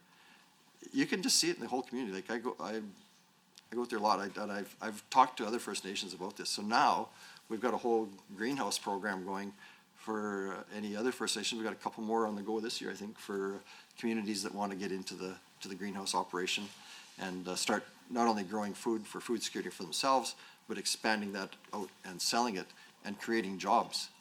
Like, to create 150 full-time jobs, I had a kind of a study done. That dollar's gonna circulate around a community 7 times. So that's not just keeping 150, it's like times 7. So everybody in the community has an opportunity to do something now. So these are great success stories that we've had with our ABEF program. There's some more of them here. I had a whole list of things. Oh yeah, so up at Saddle Lake, we call it the Smoke Eaters Partnership. They got $366,000 to purchase equipment and finance a facility for personal protective equipment sales, furnace and duct cleaning services. It's going to help diversify their business operations by adding equipment and staff to provide furnace vent cleaning, and it's going to generate income within the community. Big Stone awarded $750,000 to purchase heavy equipment for a gravel pit operation. The Bear Hills Casino awarded $550,000 to assist in the construction of the restaurant and lounge. And I'll tell you, I literally had the best chicken sandwich I've ever had in my life the other day. I stopped at the casino there, and I'm not kidding you. Like, they are doing an amazing job there at the restaurant. I was a little worried. Like, right along the highway there, there's no community that's close. Wetaskiwin's the closest. But that little thing is starting to really pump it out. Over 100 full-time employees there right now. Over 50 of them are off the First Nation. And they're just getting started. So what a boom to that little community this has been. And a great service, like for people stopping along the highway there, all of a sudden you got this great restaurant to pull into, and they've got if you ever want to go watch a hockey game on a giant screen TV, they got that all set up, and probably one of the cleanest facilities I've ever been in my life. So the fellow that's in charge of maintenance there, I went into the washroom, and he's just hovering. If somebody drops a paper, he's picking it up, you know. I've never seen a guy so proud to be a maintenance engineer in my life. He was so proud to have this job, and that he was the guy that's keeping this place clean. The pride was pretty amazing to see how people can, all of a sudden they've got a job where they can earn income for their families, and it just changes the whole community around. Alexander First Nation, Brooks, you probably know about this. Brooks, pay attention here. Sorry, just teasing. Up in Alexander First Nation, the valve company that's going up there, that was an ABF project. Next week I'm going down to Calgary. They're opening up their chemical, what's it called? The chemical... Alexander Chemical. The which? Just Alexander Chemical. Alexander Chemical. That they're opening that up in Calgary. Like some of the ones up in Tanny's area, up in with Chief Powder up there. I went to one of their functions where they had invited all of the companies that they're doing business with. Oh my goodness, I don't even know how many, 17, 18 companies that they're involved with. Like, it's amazing, like what they can get into. And some of the biggest companies in Alberta are owned by First Nations people up north. Like, the one group, they have over 1,000 employees. Like, it's pretty impressive what's going on across the province. And that's a big part of what I try to do is just, you know, the problem is in my area or even in Edmonton here, you know, you go down the street and, oh, look at those First Nation people, they're homeless again, you know, whatever. That's a big issue in my area. And the people that say that, I said, yeah, well, we've got 50 homeless people here. Go down the street. There's 15,000 people down there that are better educated than you or I. They've got MBAs and PhDs, and like, open your eyes. And so that's kind of what I've been trying to do, is just change people's opinions of this whole status of what they think Indigenous people are. Like, they're some of the biggest business people in the province, are Indigenous people. They got some of the biggest businesses, lawyers, doctors. It's pretty impressive. So the little bit of help that I've been able to do in these communities through our ABF program has been so rewarding. And to see the number of jobs, how many jobs do we think we're creating this year? Something like over 100 this year, just with the programs that we got out. on top of the 1,000 that we've already created. Like if you go to your Indigenous communities, you're going to start seeing the difference. Like the housing is improving. That's probably still one of the biggest areas we have concerns around is housing. There's still a big shortage there, and we have to keep working on that. And I'm working with our federal counterparts around that as well. So we've got we work with other ministries around housing. Minister Nixon's got a big program that we're working on Indigenous housing with him. So, we're not perfect, but we've sure been trying, and we've been doing our best to really help as many communities as we can. And I'm trying to spread the ABF grants around the best that we can. When the grants come in, again, we have a team of people that go through these grants, and you may not be successful one year, but we always tell them, enter soon and enter often, and we'll have our team work with the community to make sure that they've put their grant together properly, because we want them to be successful. I don't want these to be white elephants out there. Every project that we've done has been incredibly successful. I'm thinking of the service center we did down at Pagani. Little service center along the side of the road there, and I think there's like 20 people that work there now. They've got a little restaurant, they got a service station. Again, when I go in there, like I'm treated like a king. Like they're so thankful for what we've done to help them out, and you get this whole training aspect with it too. You're training kids to become business people and how to work out in the community, and you can really see the difference. These young people are so proud. Thank you very much, Minister. That concludes the government members' first block of questions. We'll take our 5-minute break right now, and we'll come back at about 11 after. So we got a 5-minute break.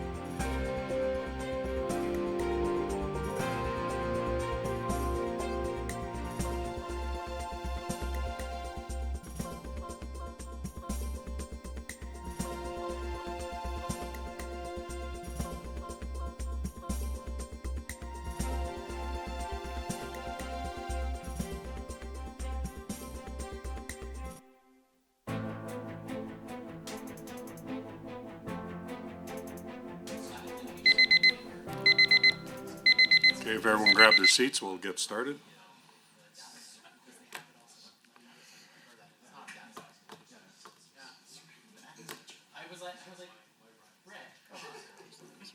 Yeah.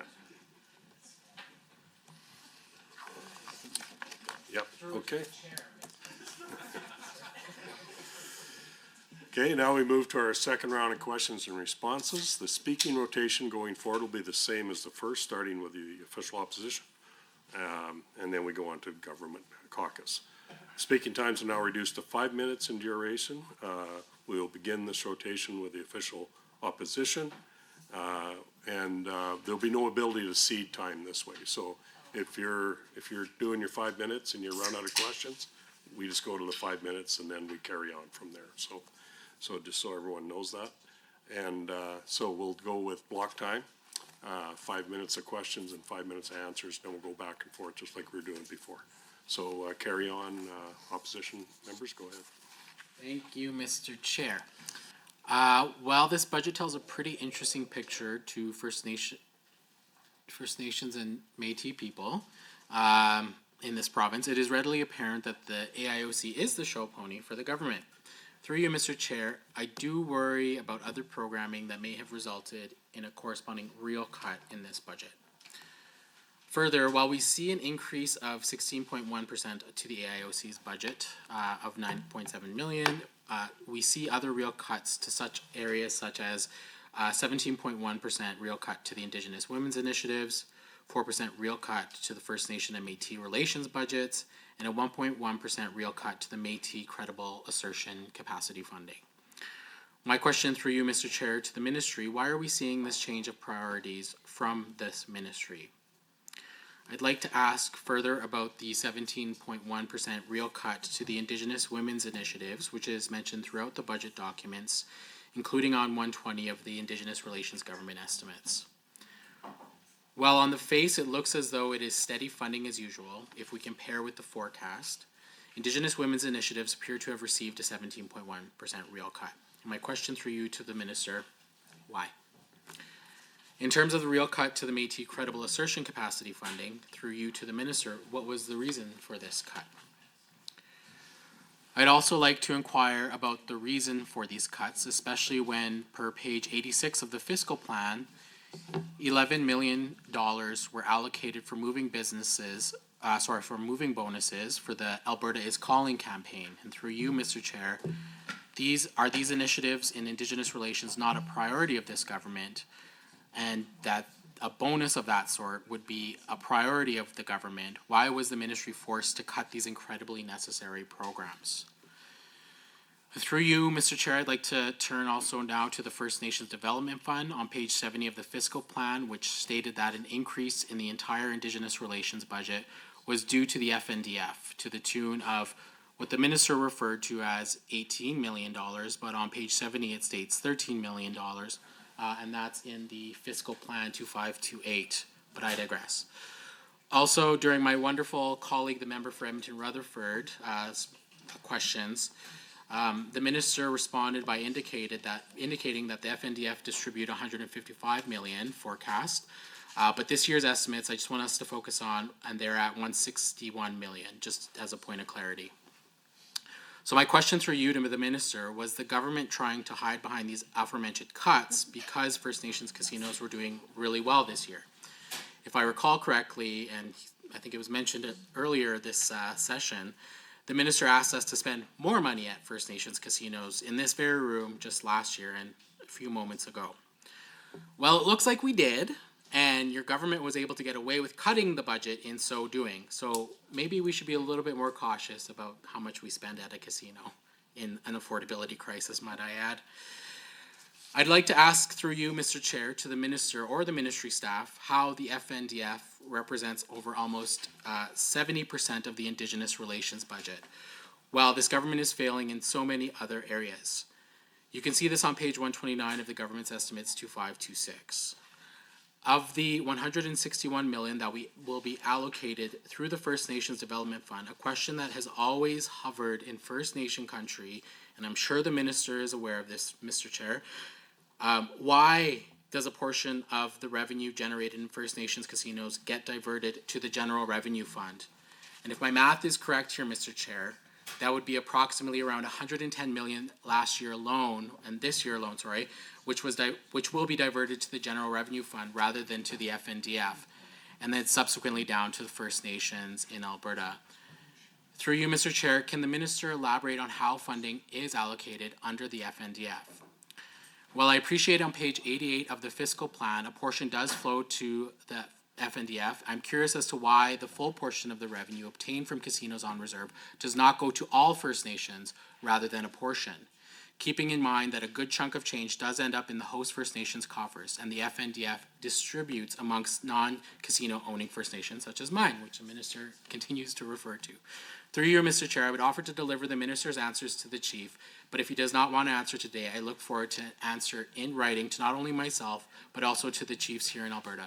To restate the questions missed above, why do the full funds from revenue generated through casinos on reserve not flow directly for the benefit of all First Nations, and instead a portion goes to the general revenue fund?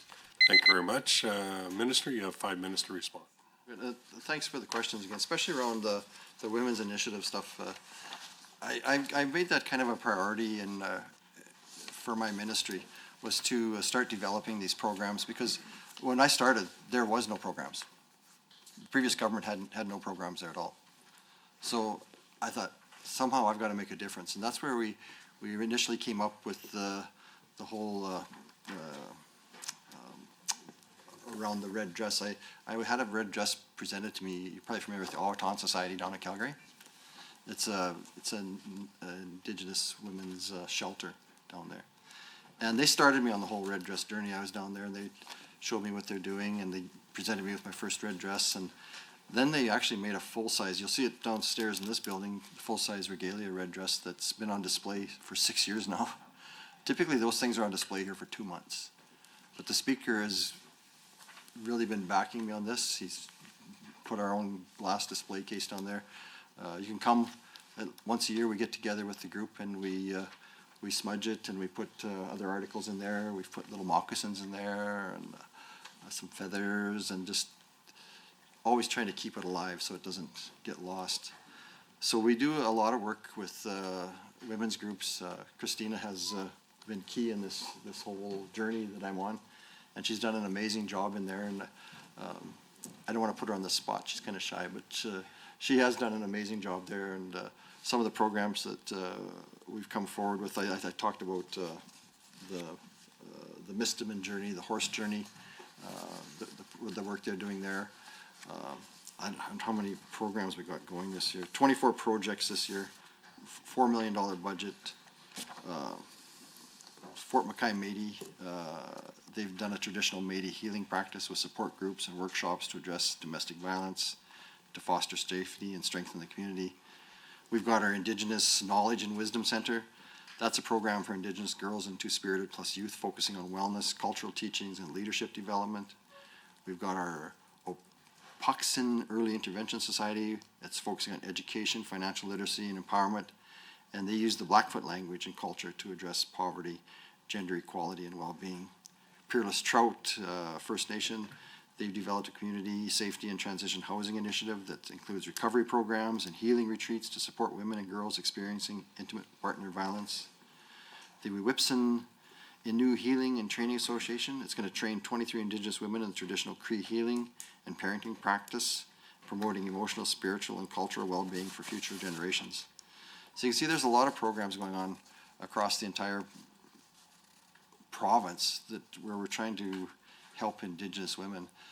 We did one in Lethbridge. I don't remember the name of it, but for the young moms coming off the reserve into Lethbridge there, and not a lot of support when they got there. So we took an old church and converted it into a condo.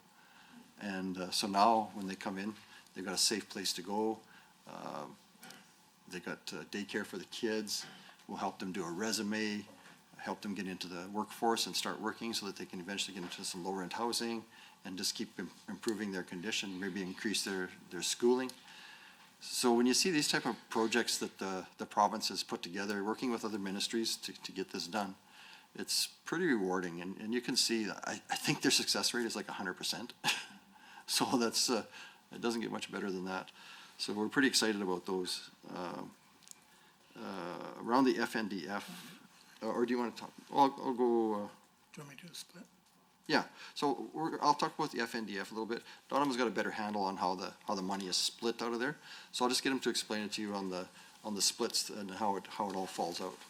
Thanks, Minister. And just quickly, so of the FNDF, which comes from slot machine revenue, 40%, as you say, goes into the First Nations Development Fund.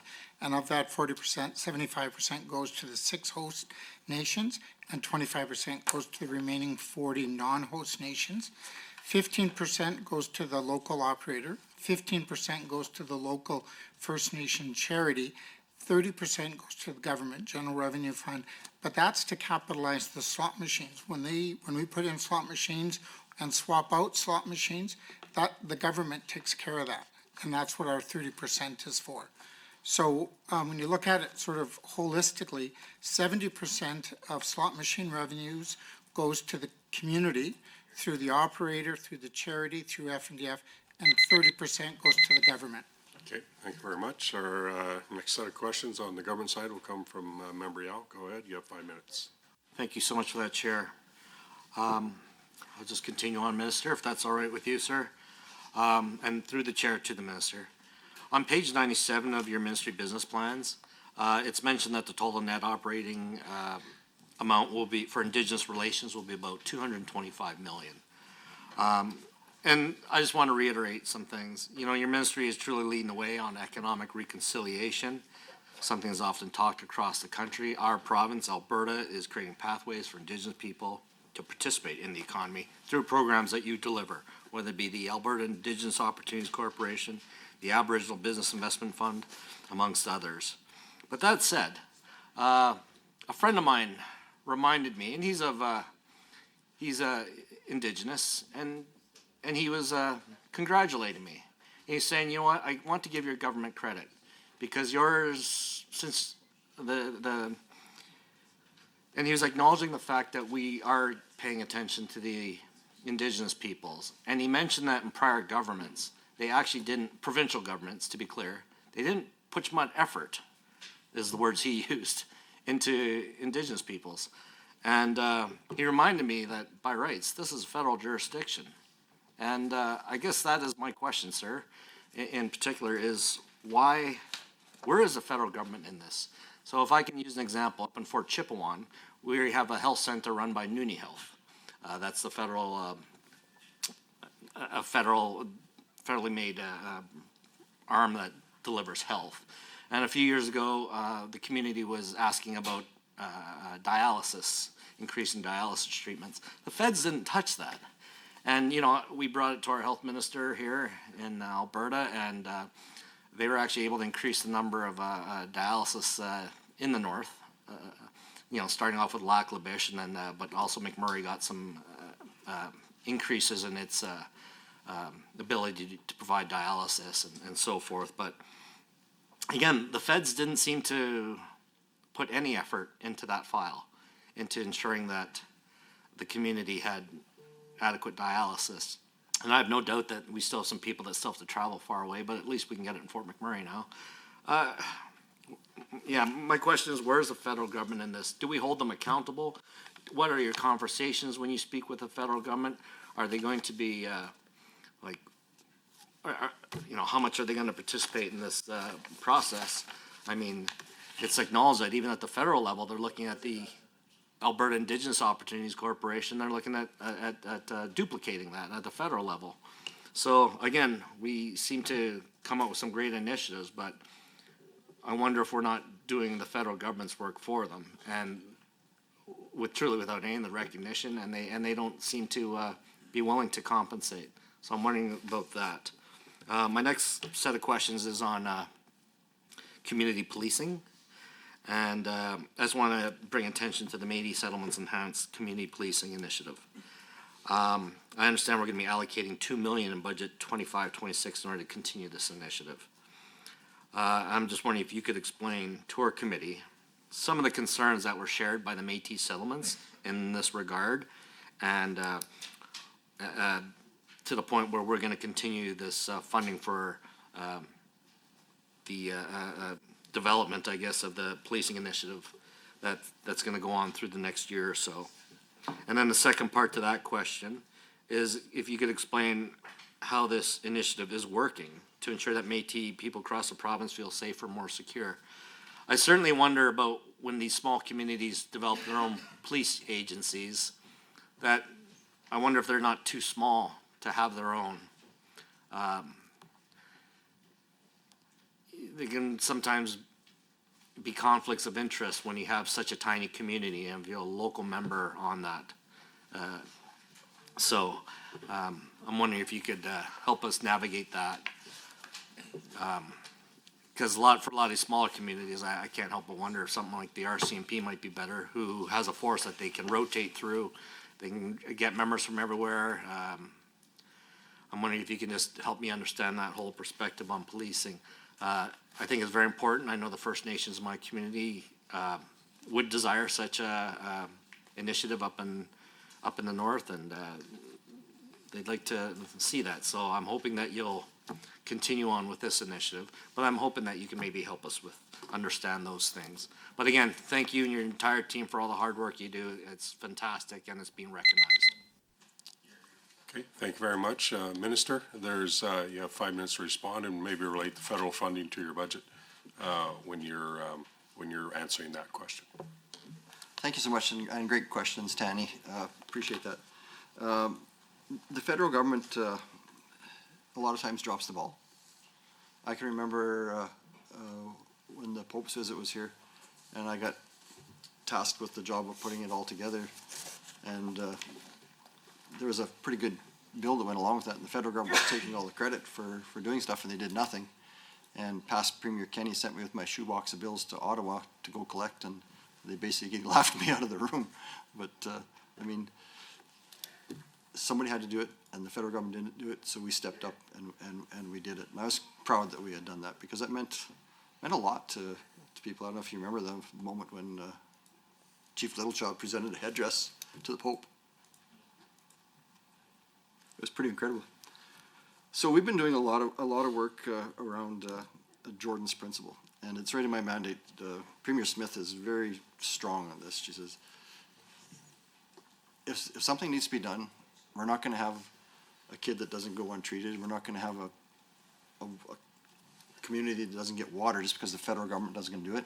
We're going to step up, we're going to do it, and then we're going to go after the federal government to pay for it. So that's a big part of what we do, is always working with the federal government to try to get extra funding out of them. Around water projects, especially, what we do is we'll supply the water up to the First Nation. So right now we're working on a line from Lacombe all the way up to Ermineskin, and we're going to be providing the funding to get the line there. Once it gets to the First Nation, then the federal government is supposed to step up and do the internal work, and so we're pressing them to do that. We've got a couple other projects up north that we're working on right now to get water to them too. So we get the water to them, and if nothing else, it's a water transfer site where they can have the trucks haul and until the federal government steps up and actually puts the lines into the community. So that's kind of our relationship with the federal government. If we try to press them to do their job, and if they don't do it, then we'll have to step up in certain cases to do help out, and then try to get reimbursed from the federal government. Around policing, what we did with the Métis settlements, we used to have what they called a long-term agreement with them. And this was an agreement that way back, and we provided X amount of dollars, and it was an agreement that was signed off by both governments as to how they would get funded. That agreement ran out 2023, but they weren't quite ready to move right in and move forward with it. I got to thank Mr. Boychenko. He's been working hard with the Métis settlements to get a lot of these projects moving forward. And I can tell you that they always tell me they don't want a handout, they want a hand up. And I've seen that. I can give you an example. This year, Battle Prairie literally ran out of water. The river went dry. So what they did on their own, got a water truck, they went out and were literally sucking water out of dugouts along the road to fill up their reservoir. So they built an extra reservoir so they could make sure it's clean water going into the community. We monitor it to make sure it's all clean. But I was prepared to try to run them a water line 30 kilometers to get them some water. I said, no, Minister, we don't need that help. We'll get it done on our own. So, I mean, you can see the shift. Like, we want to be proud. We want to do this on our own. They're starting the whole farm operation up there. Around the policing, Donovan was able to come up in our budget and find money to help them out with the RCMP policing. They know that they're not big enough to start their own police force, unless maybe they did something with everybody all combined. Because I can tell you, it's not safe out there. I pulled into one of the settlements, I won't say which one, and one of the members coming to the meeting had just got his window shot out. And he was like 2 minutes behind us. This stuff happens up there, it's real. I was at one of the settlements and all of a sudden they were called for a lockdown. There was a guy with a gun in the settlement. We were locked down in the building.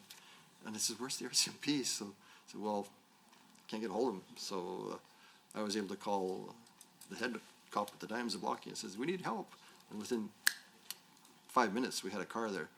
So that's the kind of stuff they deal with. So that's why we want to make sure that they are getting the policing that they need, because there is some bad stuff happening out there. People take advantage of these little communities. Like, there's a lot of bad people out there that think that it's because of First Nation or a Métis settlement they can go in there and do some bad stuff. So we have to make sure that we give them help. Maybe it's not our total responsibility, but somebody's got to do it, so this province steps up. Thank you very much, Minister. We'll go to the opposition for the next set of questions. Go ahead. Thank you, Mr. Speaker. Next, I'd like to turn to the various agreements as referenced on page 96 of the Business Plan 2528. The agreements in place with the Blackfoot Confederacy, the Stoney Nakoda Tsuut'ina Tribal Council, Confederacy of Treaty 6 First Nations, and the Métis Nation of Alberta, now known as the Tippemisiwak Métis Government. What was that? Through you, Mr. Chair, again, throughout this setting, I've highlighted that there are more than a couple of nations that need a direct relationship with the provincial government. I'm heartened to hear that I think the minister referenced Siksika was into a new agreement. And I would also urge that these additional First Nations and Métis governments require financial support through these relationship agreements. Arguably, I would say even through resource revenue sharing, personally. What is the status with Treaty 8 First Nations of Alberta? As I did not see an update in a protocol agreement there, particularly in the last year. I asked this question of the ministry last year. And through you, Mr. Chair, does the ministry have plans in place to ensure that Treaty 8 First Nations are included in one of these agreements in the near future? If not, then why not? I'd now like to also turn to the Aboriginal Business Investment Fund, ABIF, which is referenced at page 93 of the Business Plan 2528. And I take note of members opposite also asking this question, and I'm heartened to hear their enthusiasm with this. It is interesting to note on page 93 of the Ministry Business Plan that there was an increase of 1 full-time employee from the self-reporting of Indigenous-owned business compared to last year's reporting. I know the minister mentioned 1,000 jobs are allocated through the ABIF since its inception, but only 1 was allocated last year. So through you, Mr. Chair, can the minister clarify why this number has not increased over the last year and whether further investment in the Aboriginal Business Investment Fund will be required to hire more full-time employees for Indigenous businesses, but more importantly, to support additional Indigenous-owned businesses? Further, in addition to my concerns with the tariffs from the United States, what is the Aboriginal Business Investment Fund doing, or the ministry doing through ABIF, to ready Indigenous business owners to prepare for the oncoming threat of tariffs? As I relayed in earlier moments during my questioning here, the Confederacy of Treaty 6 First Nations issued their concern about including Indigenous businesses and Indigenous peoples in that conversation when it comes to the threat of tariffs. I would urge this government and this ministry, through you, Mr. Chair, to make those plans for future budgets and for future reference. We know this government is very well aware that the tariff situation is going to cause acrimony across economies in this province, and Indigenous economies are no different. And I ask that through you, Mr. Chair, that the ministry speak to this on how this movement has been contemplated. If it hasn't been contemplated, why not? Because throughout the budget document, it's very clear that tariffs have been calculated into the forecasting for the next year. I'm sad to not see it in any of the ministry documents. I think it deserves a conversation, and I think Indigenous nations in this province deserve those answers.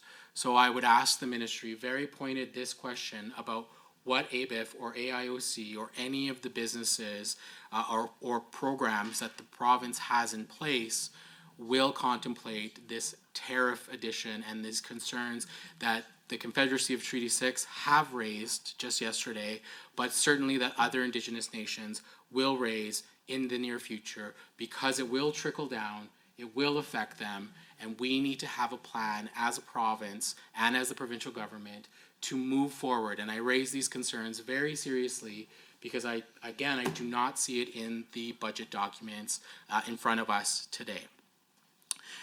And lastly, to the member opposite's point, Member Dick, through you, will the ministry disclose all of the ABIF funded programs from this budget? I see 2324 online, just anticipating that it will be 42425.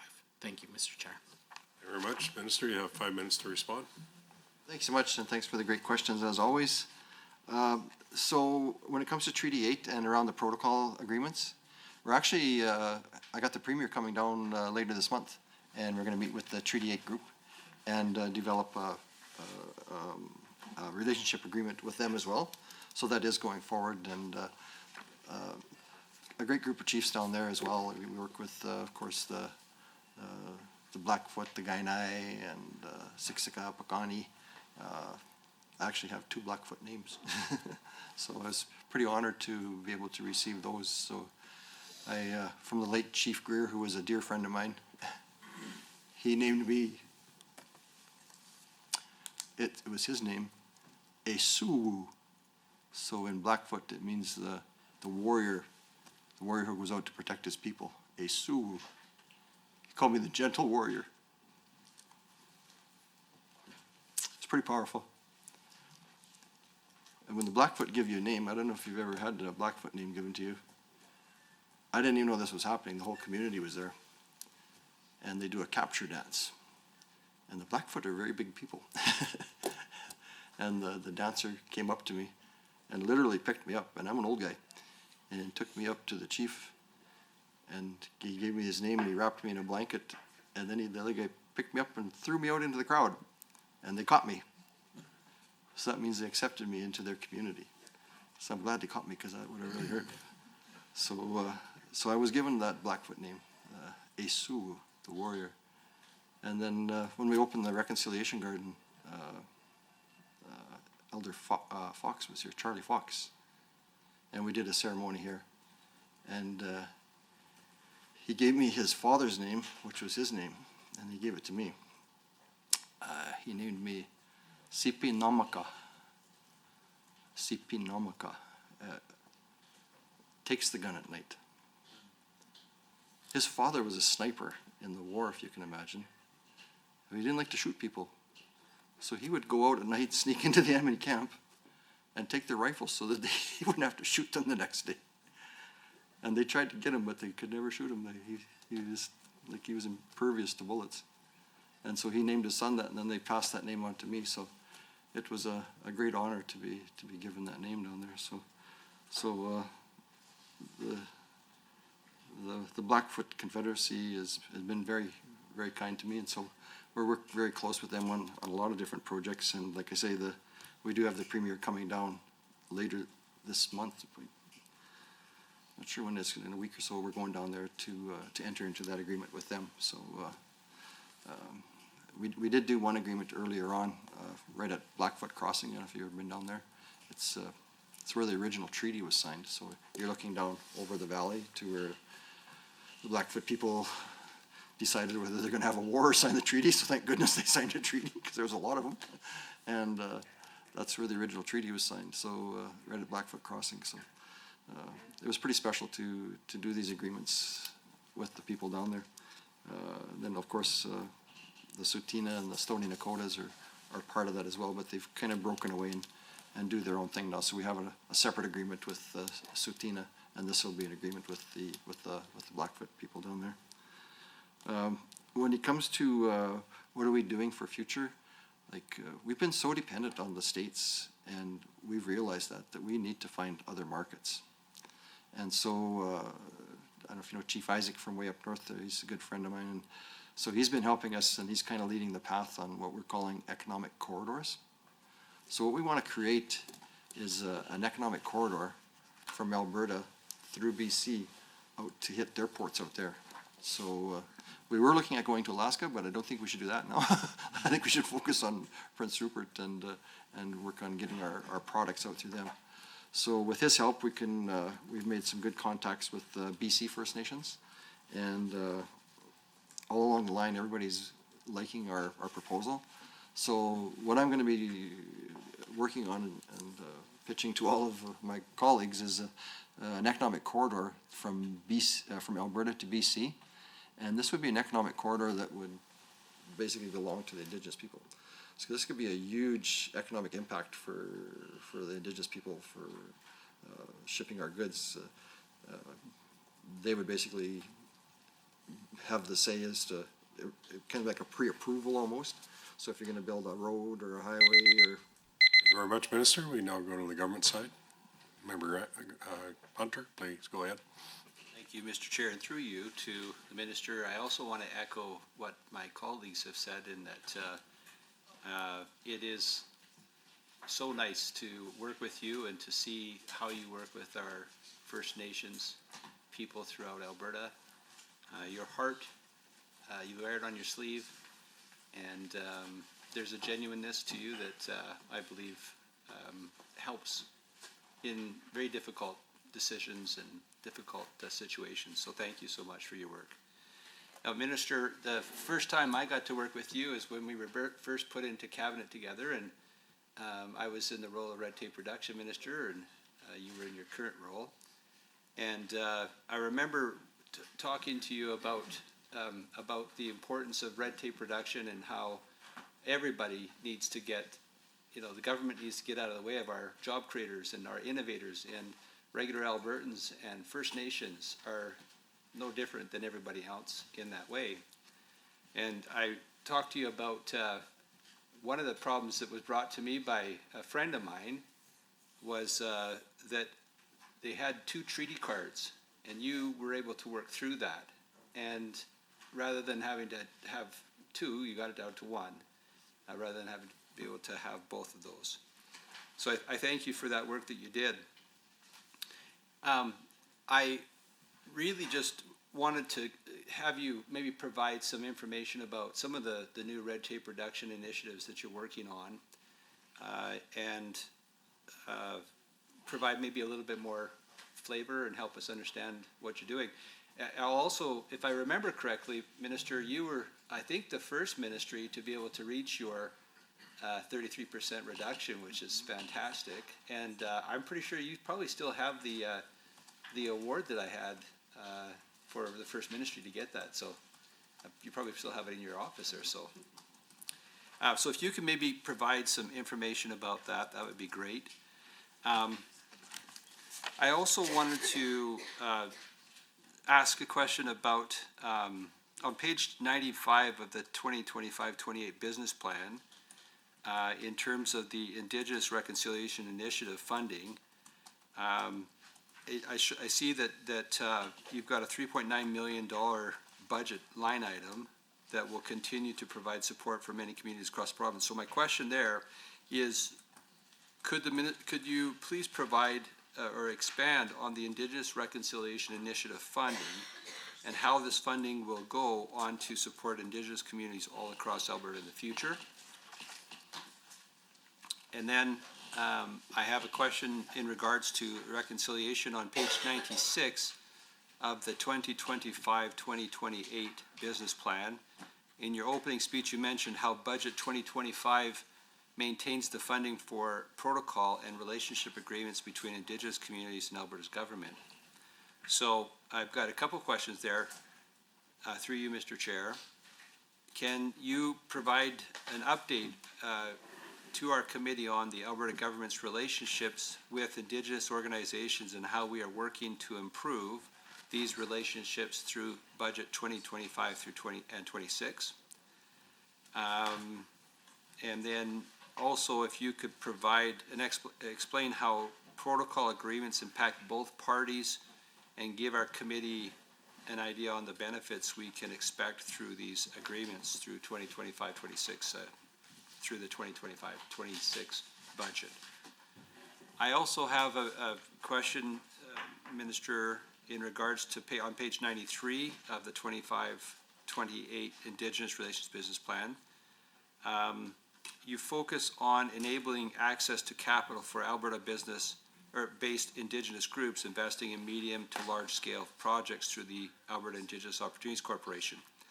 The AIOC enabled Indigenous groups to participate in commercially viable major natural resource, telecommunications, agriculture, transportation, tourism, and related infrastructure projects that play an integral role in Alberta's economic growth. I was interested, Minister, to hear your story about where they were building greenhouses. And if there is an appetite or whether you're doing any training to help other Indigenous communities be able to have that that as an option for them so that they could be able to have that good quality food. I mean, I know that even wherever you are, if you can get quality food coming right close, that really helps. Thank you very much. Minister, you have 5 minutes to answer questions posed to you relative to your budget. Carry on.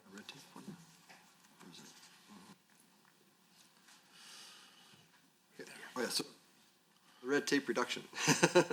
I actually still do have your plaque on my trophy wall there. I was the first one to get it down there, and you gave me the award for that. So the way that we were able to do that was through our consultation department. A simple consultation used to take hours, if not days, if not weeks, to get out the door. So our department, can I let Thomas talk to this? Sure. Thomas, could you talk to that a little bit? Sure. Thomas is in charge of our consultation, and he was the one that put this all together, so I'm gonna let him take the credit for it. Like, he did an amazing job on that. Digitization. Pardon me? Yeah, for sure. Say your name. And, My name is Thomas Deerforce, and yeah, I'm no, the just assistant. if you can write it to the budget and the business plan somehow, that'd be great. My name is Thomas Deerforce, and I'm Assistant Deputy Minister with Consultation Land and Policy in Indigenous Relations. Happy to answer that question. So what we did in the ACO, the Aboriginal Consultation Office, was to digitize the system. So before, we used to send emails and all those kinds of things. And that would just take all sorts of time, of course, in dealing with proponents and with Indigenous communities. So we put it online. So basically now the communities and the proponents can just apply through an online system that we call digital services. And that's how we kind of responded to the whole red tape reduction. It actually just cut back enormous amounts of steps in how we go about consultation. So that's it. Thanks, Thomas. Yeah, that was probably one of the biggest areas that we cut down red tape. And for the First Nations, it meant, as you know, it's a lot of work doing the consultation on jobs. Some of the First Nations, like, we do upwards of 10 to 15,000 consultations a year, if you can imagine. Like, nothing moves forward in Alberta without the Indigenous people being part of the whole consultation process. That's a tremendous amount of work that's involved in there. So to be able to digitize that and get the information out to the First Nations quick so that they can have their people, because some First Nations will have 10, 15 consultations going on at the same time. It's a lot of work. So we get that information out to them as quick as they can so that they can go to work with their people and start looking at how it's going to impact their communities. So that's been a huge help for us. And then even with industry, because now all of a sudden there's some, they know that there's there's gonna be movement, they're not gonna be sitting for years before they can get a project started, especially if it's a simple project where you're just doing a seismic or something like that. We can have those done in a matter of minutes out the door, to be honest, yeah. So those ones are working really well, and this has speeded it all up, and that helps everybody. That helps the First Nations, the Indigenous people, the Métis people, everybody that lives in Edmonton or Calgary. Without these consultations going on, nothing happens in the oil patch or forestry or mining or anything like that. So it's a big part of what we do, consultation, to make sure that both the First Nation and Métis people and industry are able to move forward with projects. Otherwise, the delays were ridiculous. So cutting that red tape made a huge difference for the whole province. The white card, I forgot all about that. I came to you with the whole, to get rid of, I think it was actually Chief Isaac that came to me with that and said we got, was that, I think it was, we got 2 cards. He said, why do I have to have 2 cards? So we worked with the red tape reduction, we got it down to 1 card. So I thought it was pretty cool to get that done. The IRI, Indigenous Reconciliation Initiative. So I've talked about that a bit. That's our, one of our big keys for economic reconciliation. So what we'll do there is we'll start, and they can apply for a grant to do capacity funding, because to put together a business plan, especially if you're a small First Nation, that's a big job when you put together a business plan when you're applying for a $750,000 grant. And we're very thorough because, like I say, in the end, I have to answer to the Auditor General, and he's saying, where is this money going? How's it being spent? Are there jobs being created? So I have to be very thorough on that.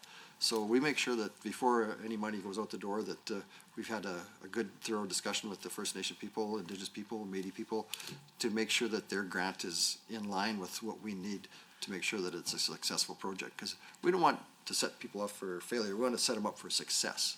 So that's the first part of it, helping them get this capacity money together so they can put together a good business plan. Because like I say, not everybody has the capacity to be able to do that. Some of the bigger First Nations, of course, they've got the people on staff, lawyers, whatever. Thank you very much, Minister. We'll go to our next question from the opposition. Go ahead. Thank you, Mr. Chair. I'd like to now ask a few questions about the cross-ministry work that Indigenous Relations may have connections to under this budget. Every single time I talk. Oh, that's the noise. Like, Creator, is that you? On page 91 of the ministry business plan, again, it mentioned cross-ministry work, and now, Mr. Chair, I'd like to focus this question on 2 programs I've not talked about, but which, as referenced in the budget documents before us today. My initial question is that the Premier did not include any reference to Indigenous peoples in her strategic plan at all. And through you, Mr. Chair, I ask why that is.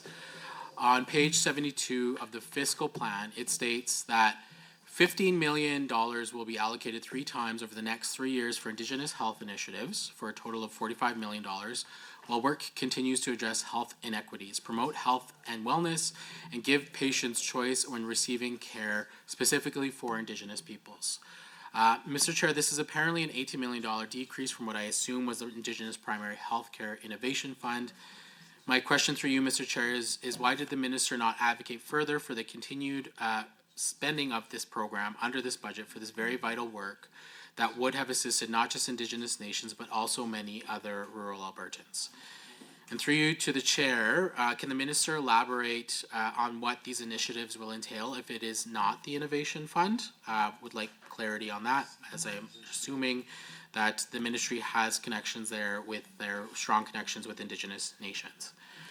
For my review of the very thorough website on this fund, the 2426, there are only 2 grant recipients, and at a max of $5 million per project, there's some change left on the table on this year's budget. And through you, Mr. Chair, can the Ministry either look into this or speak to why this is? I also note that in another envelope of funding, there is a First Nations college grant which goes to 5 colleges across the province of similarly relationships that IR would have. That envelope, which I believe comes out of perhaps advanced education, although the relevant colleges were not alongside the other polytechnics, universities, or colleges in the capital plan section of the fiscal plan, which begins at page 93. So through you, Mr. Chair, a 2-pronged question. Can the Minister elaborate which Indigenous colleges received this funding, and will they be expected to receive this funding on an ongoing basis? Further, can the Minister elaborate whether the Ministry connects this other ministry with these colleges, and whether work may be furthered with other organizations which may be looking for funding. For example, I can think of an institution in Treaty 8 territory that would welcome college funding applications and opportunities. Finally, on page 87 of the fiscal plan, there's a good overview of the work that the ministry is intended to do with the ultimate goal of Indigenous nations and peoples, quote, fully participating in Alberta's prosperity, end quote. While I appreciate that the intention of this inclusion is to provide some strength for the government relying heavily on economic reconciliation, my question through you, does the minister or the ministry officials present here also have a contingency plan in a cross-ministry strategy for when the U.S. tariffs begin trickling down their effects to the Indigenous nations? This is specific for any programming that Indigenous relations covers.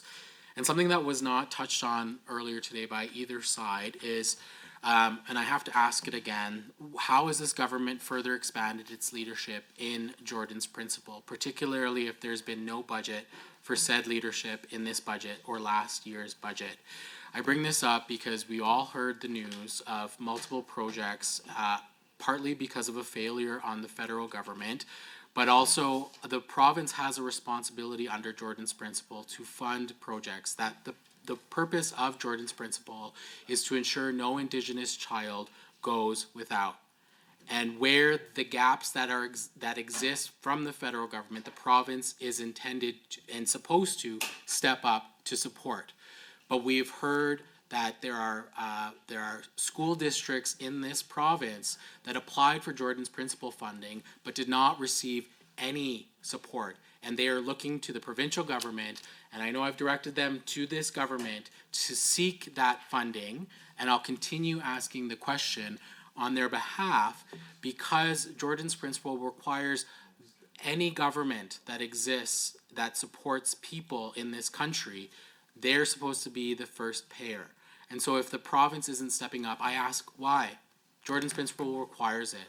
And I would urge that we stop letting our children down in this province and continue to support them under this very necessary principle. Thank you so much, Mr. Chair. Thank you very much. Minister, if you can address the questions answered, that'd be great. Thanks for the question. A lot of them actually would go back to other ministries, but I can tell you what I know about them. So we do advocate, of course, for Indigenous health, and one of the health pillars now is just around Indigenous health. And the woman that's in charge of it, I actually brought her into our team. Originally, she was in charge of the Friendship Center out at Edson, if I believe, right? Lisa Higgerty. And she worked in our department, but she was so good that she got stolen into education, and she was so good they stole her into health. So now, so if you've got any issues or questions around health, Indigenous health, you can contact Lisa. She's very open, a great help for our ministry, and because she has worked in several ministries, it gives me a nice in to education and to health because of her work that she's done in there. So there is a lot of work being done there. There's a Indigenous advocate now. Because I hear this a lot, like this, even from my area, that Indigenous people go to the hospital or whatever, and they feel that they're not being cared for properly. And they really didn't have any other avenue to come to me or something like that. So there is an advocate that's been put in place now to hear their concerns and help them through the system. On advanced ed, when we're talking about colleges and that type of thing. So what we did there, that's part of my whole protocol table thing again. So we set up the protocol tables, and health is at that table, education is at that table. And so any issues that a First Nation or Métis community would have if they were doing a protocol table with us, they bring it to that table. The Minister of Health is there with her people. She can direct them to get to work on a project, and they actually get things done that way. Because like I said before, you got the technicians that actually do the work, the grunt work, not just talk like me, but actually get the work done. So you got their technicians and our technicians, they can work together on a program and then bring it forward, and we bring it back to the table, and we all sign off on it, and away we go. And that's been my most successful way of dealing with other ministries rather than just trying to have my little department do everything, because we were kind of like the jack of all trades. But now we've got the specialists we can go to either health or education. Health minister's been very open and helping us with developing a pillar just for Indigenous. So I can see that we're going to start making a difference, because as you know, the the results for Indigenous health haven't been very good for the last couple of years, and so that's quite troubling. We know we have to do better there, and start working with these communities to find out what the problems are and how we can do better there. And those protocol tables is how we do that. So that's been very good. You talk about the tariffs again. So not specifically in my budget, but overall, you'll see a line item for tariff contingency fund, and we have no idea. Who knows by the hour where Trump's at? Like one time they're on, then they're off, then they're on, then they're off. Who knows? So we budgeted $4 billion for a tariff contingency, and that would help whether it's First Nation and Métis or any company that's doing business. If we start running into trouble with all these tariffs, that there is money set aside that we can put that assistance in. Hopefully, somebody wakes him up and this all ends, but I don't think it's going to. It seems like we keep ramping up. So, but our premier's been working really hard on this. She's actually down in the States right now, meeting with different groups down there, and we've had some members here that have gone down and made good relationships with various people in departments down there. So we've kind of opened the door, and the people that are actually in the know are working with us to try to avoid this whole tariff situation, because the tariffs hurt everybody. It doesn't just hurt us, or it hurts the Americans. It hurts us. Like, what's the point? Like, there's really no point to this. And so we're working hard. We're not going to get into the whole battle of we're going to put a huge tariff on oil, and because I see now today Ford has backed off his position. He's not putting a tariff on electricity. Trump's not. He's going to double aluminum. Then he's going 25%. It's all over the board. So we didn't even know what to budget for it. So we threw a number in there at $4 billion, and that's in the budget right now to help the communities in case something goes awry. Jordan's principle. I did write a letter of support with the Minister of Education to the federal government to make sure that it doesn't get forgot about, that there is issues around Jordan's principle. But the way our premier has directed me and other ministries is Jordan's principle is in effect. If somebody needs help, we're going to do it, and we'll fight the federal government for it later. Thank you very much, Minister. Our next question goes to the government side. Member Armstrong-Hominick, go ahead, 5 minutes. Thank you, Chair. Through you and to the Minister. First of all, Minister, I just want to acknowledge you and all the good work that you do with your file. You are passionate and caring. You wear your heart on your sleeve, which shows me how genuine you really are. You also have excellent staff that supports you, and you're very lucky, and I'm honored to be a colleague of yours. I'd like to ask you a few questions on the services provided by the Métis Settlement Appeal Tribunal. I see on line 5, page 129 of Indigenous Relations estimates for 25-26 that the budget for the Métis Settlement Appeal Tribunal has been increased by about $18,000 this year, bringing the funding for 25-26 total to around $1.2 million. Can you speak on how this funding will assist the operations of the tribunal and where it will be spent? And also through the chair, could the minister please speak how this funding will assist in the operations of the tribunal and where the spending will be going and where it will be spent going forward, and explain to our committee what is the process for appeals to the Métis Settlement Appeal Tribunal, and is this process expected to change in the 25-26 reporting period? On my next question, Chair, through you to the minister, as the fastest growing segment of Alberta's population, urban Indigenous people remain vital contributors to our current and future workforce and economy. Creating opportunities and supporting urban Indigenous people is vital to moving the province forward and ensuring prosperity is attained. I see on page 96 of the ministry business plan that the ministry supports the Alberta Native Friendship Centres Association with an annual funding agreement. How long have you worked with the ANFCA, and how much funding will you provide to this incredible association going forward next year? And next question, Chair, through you to the minister. The crisis of missing and murdered Indigenous women, girls, and 2S+ people remain a priority for this government. I understand your ministry has been collaborating with various organizations and partners to address this issue. On page 96 of the business plan, I see key objective 4.3, which focuses on building and enhancing partnerships with organizations that support Indigenous women and 2S plus individuals facing significant challenges. To you, Minister, how is the Ministry of Indigenous Relations working to strengthen partnerships with these supportive organizations going forward? And Chair, through you to the Minister again, our Alberta government has consistently recognized the urgency of addressing the crisis of missing and murdered Indigenous women, girls, and Two-Spirit plus people. Given the ongoing concerns about the high rates of violence and the complex factors contributing to this issue, can you please outline the concrete action your ministry is taking in the 25-26 reporting period to respond to this crisis?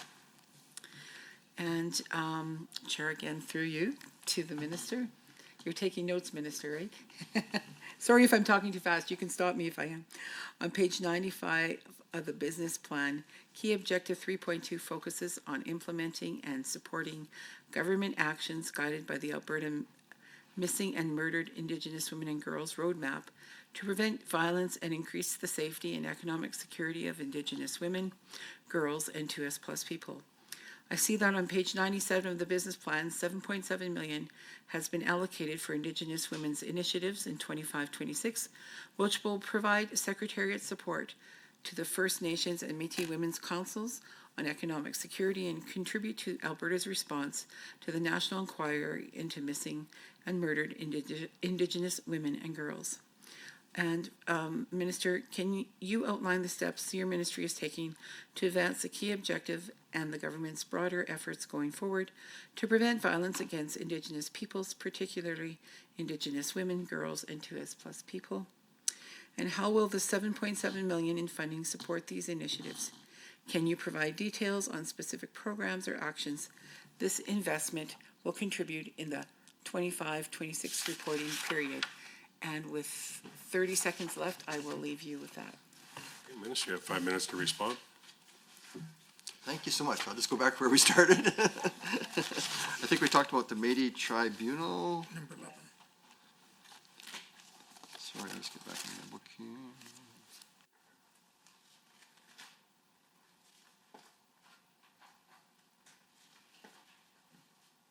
So, with the Métis settlements, I'm kind of like every ministry, so I'm like municipal affairs there. And the Métis settlements are really unique. We're the only province that has Métis settlements. So it's kind of a unique situation we've got here. They have combined over 1.25 million acres of land that's in their title. It's not like a First Nation, it's in their title. But each individual person doesn't have a provincial title. They have what they call a Métis title. So it gets kind of complex, like, so if you've got one person that has a quarter section, and to get this quarter section, they have to fence it, they have to look after it and everything else.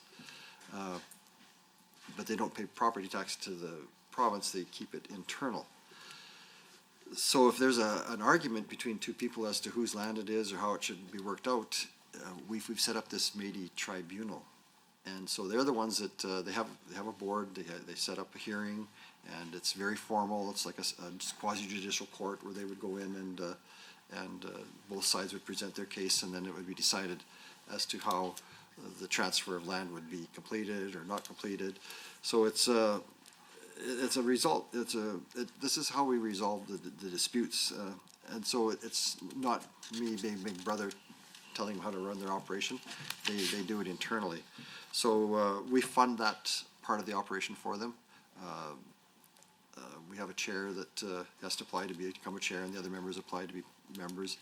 And they've been doing a really great job for us. I'm kind of like the Maytag repairman there. It just chugs along, and I don't really hear too much problem with it. So it's been working really well for us.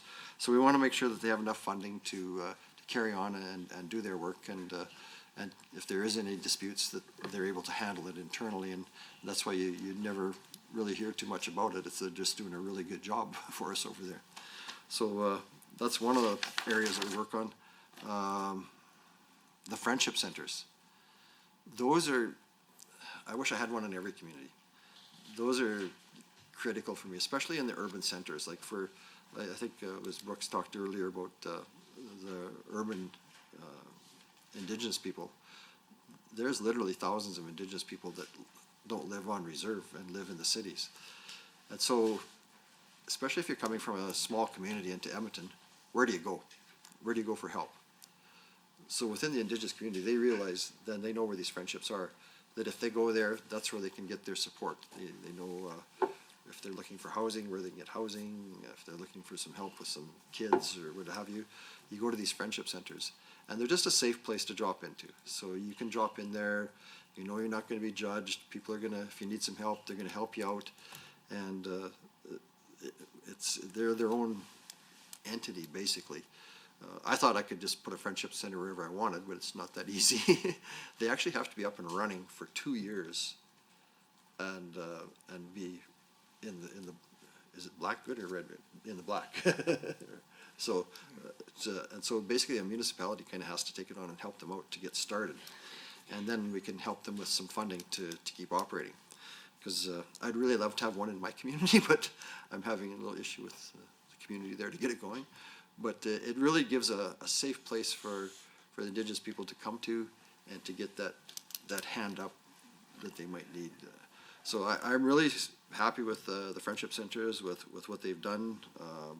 We do fund them, and I think we increased their funding last year. No, I think they're flat. Flat this year? 1.3.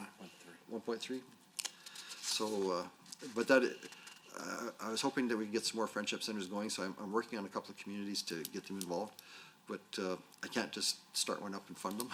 It's not, they have their own, I know, it'd be so easy if I could just do that.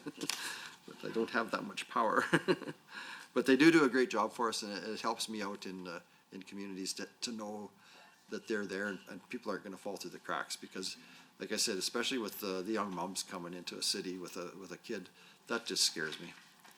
There's so many bad guys out there that take advantage of these people. So if they can get into a friendship center, they know where they can go for help, they know where they can go for housing, and it just gives me that extra tool to work with to help the people. Missing murder, Indigenous women and girls. Thank you very much, Minister. We'll go to the opposition for the next set of questions. You have 5 minutes, go ahead. Thank you, Chairperson.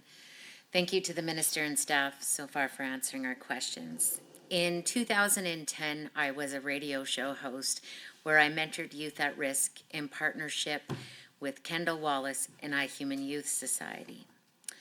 One of the youth that I mentored had started to use drugs more often, and I noticed because this individual showed up regularly at 9 a.m. on the dot to do radio with me every day. I noticed this person started using more drugs and started engaging in sex work. I asked this individual what was going on and why they were cycling out of control. And in a frantic mess, she explained to me that her biological mother had been murdered, her biological aunt had been murdered, and her grandmother, who was an Indian residential school survivor, had overdosed and died. This young person was raised in foster care and was soon going to age out of care and was afraid she would have no one. I said, well, I'll be your mom, I'll adopt you, and she moved in with my children and I. This daughter of mine is now 33 years old. 2 summers ago, we opened up her child welfare file, where in this file it was disclosed she was sexually abused from multiple foster parents, faced food insecurity, abuse, and a tremendous amount of torture, both in group homes and in foster homes. Since then, in her university, I noticed she started cycling after opening her child welfare file. Less and less FaceTimes, less and less visits home, and all of a sudden, she vanished. I was unable to find my daughter. So I went to East Hastings over the Christmas break, where I pulled my daughter out of a sex trafficking ring. I have brought her home, and we have begun methadone treatment. There are no voluntary beds available for Indigenous women coming out of addiction. Mr. Chairperson, my question for you, to the Minister, 4.3 on page 96 of the business plan, 25 to 28. This ministry commits to engaging with organizations led by Indigenous women and strengthening relationships, but does not allocate the spending amount. Mr. Chairperson, to the Minister, I want to know why. We have heard reports of funding cuts to organizations like the Sexual Assault Center of Edmonton, where we know 1 in 3 Indigenous women are sexually assaulted. We also have seen a reduction in instructed to leave out allocations, and I'm curious, Mr. Chair, are these to hide the budget cuts from the public? Further, I am curious, as the minister mentioned earlier, about aboriginalalert.com. I am curious, Chairperson, through you, to the ministry, what are the interprovincial agreements so that we are having province-to-province conversations?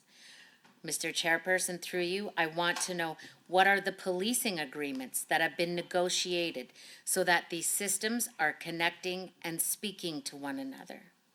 Mr. Chairperson, through you, I want to know how this system is not only tracking missing and murdered Indigenous women, but how it is collecting evidence and data to persecute perpetrators of violence against missing and murdered Indigenous women and girls. And lastly, Mr. Chairperson, I would like to know how the aboriginalalert.com is supporting families of missing and murdered Indigenous women and girls in Two-Spirit. Those are my questions. Very much. We have 5 minutes, up to 5 minutes to answer the questions. Go ahead, Minister. I'm so sorry for your loss, and we had a good talk about this before, so I can't even talk about this, so I'm gonna turn it over to Christina and let her take it on. She's my my expert, and she does an amazing job for me, so she's got I'm gonna let, if you're okay to do that? Okay, I'll let you do it. So I too want to thank you for sharing your story. I'll probably cry too, but that just is the nature of the work that me and my team do. So I just want to hold space for that. So I guess first I'll speak to Aboriginal Alert. And we first heard about the Aboriginal Alert initiative through Dan Martel and his wife Sandra, who had been on their own journey of loss and grief. And as they were talking about the impacts of residential school and the trauma that our communities, our families, and our loved ones continue to experience, and they talked about how can we make a difference. And so they started Aboriginal Alert with no funding at all, and it was really to try to raise awareness in communities, in cities across the province, and across the country. So we wanted to support Sandra and Dan Martel, and we were the first province to fund them. Their website is not just specific to Alberta, but they really are trying to support families across the country. So they put out alerts. It goes through social media. You can sign in to be part of the Compassion Circle, where you can help distribute these alerts. It's on Facebook, it's on Twitter, it's everywhere. Through our support with Aboriginal Alert, they've also established relationships with police forces in Alberta, but also in other provinces. So, for example, Thunder Bay Police. So they engage with the police. The police are using this tool. They will send a message to Aboriginal Alert and say, can you please bump up this person? They've now added a historical persons page or tab to their work. They track data. And so they're doing really good work. And at the National Roundtable into Missing and Murdered Indigenous Women, Girls, and Two-Spirit Plus People in Ottawa earlier this year, there was an update from Manitoba on the work they're doing to engage communities, families, loved ones, and survivors on the creation of a redress alert in their province. And so they're doing excellent work in Manitoba. Our Premier's Council Chair was also present. She spoke to redress alerts. she noted that a redress alert, a national system, may not work everywhere across the country because of the unique needs and circumstances. And she referenced Aboriginal Alert as a tool and a mechanism right now that we're using in Alberta. We are hoping other provinces and territories support Aboriginal Alert. There's a lot of talk about racism across the country, and if there's a lot of alerts, people may become, the word is escaping me, but they just won't care, desensitized to it. And so through Aboriginal Alert, people can volunteer, people can share and get the word out, because it's our communities and our families who are desperate to find our loved ones and bring them home. So that's the tool we have right now. We are hoping to work with the Premier's Council to continue to explore what a redress alert might look like in the province. If they're just supporting Aboriginal Alert and want us to enhance that work, that's something we would consider absolutely. And so we are also have at the Premier's Council table ex officio member from Public Safety and Emergency Services, so they will certainly be part of that conversation. So that's what we're doing with Aboriginal Alert. I can't remember the other question you asked, but in terms of supporting families and survivors, my team is doing the best we can. The Community Support Fund. Thank you very much. We will go to the government side for their next set of questions. Go ahead, Armstrong Owen. Thank you. Chair, through you to the Minister. On page 94 of the 2025-28 business plan also mentions, I think that should be 26 business plan, mentions that the 1.5 million will be allocated to support Métis organization participating in the Métis credible assertion process and providing Indigenous consultation capacity program funding in the event of a successful assertion. This is obviously is deeply important process for many Métis organizations in our province. And Minister, how many organizations went through the process last year, and how many of these had credible assertion established as a result? Is this trend expected to continue in 2024, 2025, and in future years? And also, Chair, through you to the Minister, how will the decreased funding impact communities that have or want to apply for credible assertion status, going into the 2025-26 reporting period?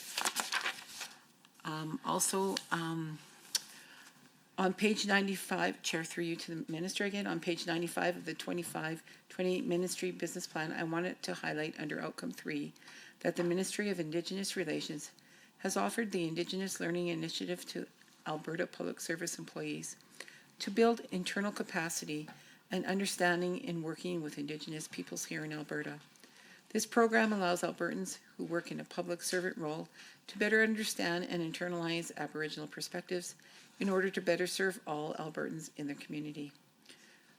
Chair, through you, could the Minister please expand on the necessity of the Indigenous Learning Initiative and give our committee some information regarding the contents and delivery of this initiative going into 2025-2026?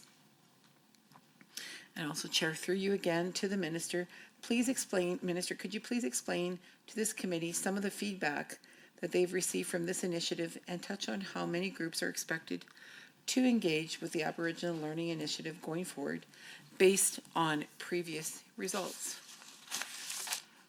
And again, Chair, through you to the Minister, on page 96 of the 2025-28 Ministry Business Plan, I wanted to bring attention to the Métis Settlements Enhanced Community Policing Initiative for policing services on settlements. I see the Ministry will be allocating $2 million in budget 2025-26 in order to continue this initiative. And also, again, Chair, through you to the Minister, please explain to our committee some of the concerns shared by Métis settlements across Alberta, which has led to the Ministry of Indigenous Relations to continue funding this policing initiative going into 2025-2026. Also, Minister, through the Chair, could you please explain to the committee how the Métis Settlement Enhanced Community Policing Initiative is working to ensure Métis people across our province feel safer and more secure in their communities going forward. And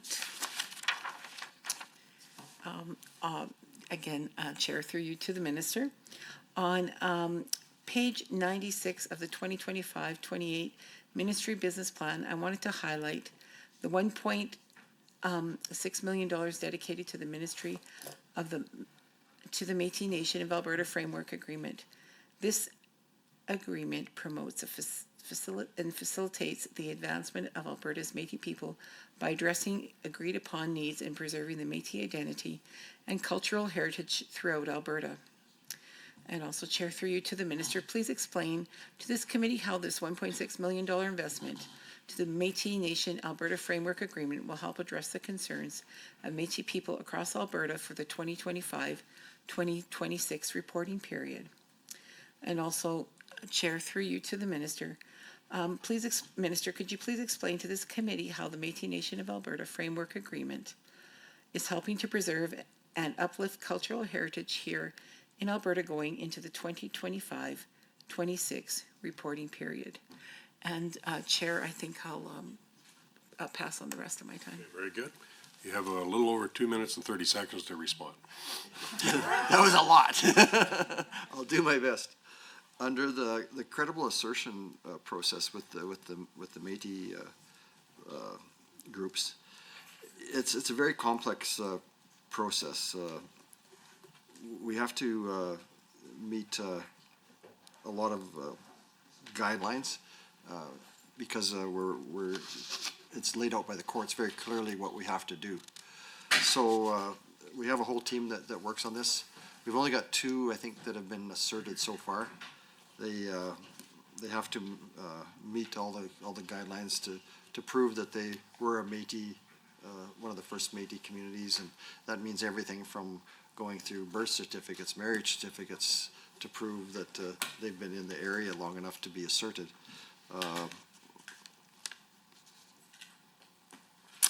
What was I saying? Yeah, so we're working with, I don't know, quite a few right now as to 15 groups right now that want to be asserted. So that's why there isn't a big budget for it, because it actually literally can take years to go through the process. So we are working with several different groups right now, some up in Tanny's area. They've been pushing hard for it. So we'll see how many we can get through this year, but I don't expect to be a whole bunch, but I know we are working with about 15 different groups right now. I was going to talk about the Indigenous Learning Initiative before we run out of time here. That's been a really good program for us. I was looking at the numbers here. Since 2018, 20,000 Alberta Public Service, including staff for agencies and boards, have gone through our Indigenous Learning Initiative. That's a lot of staff that have gone through the process. And one thing that I wanted to mention was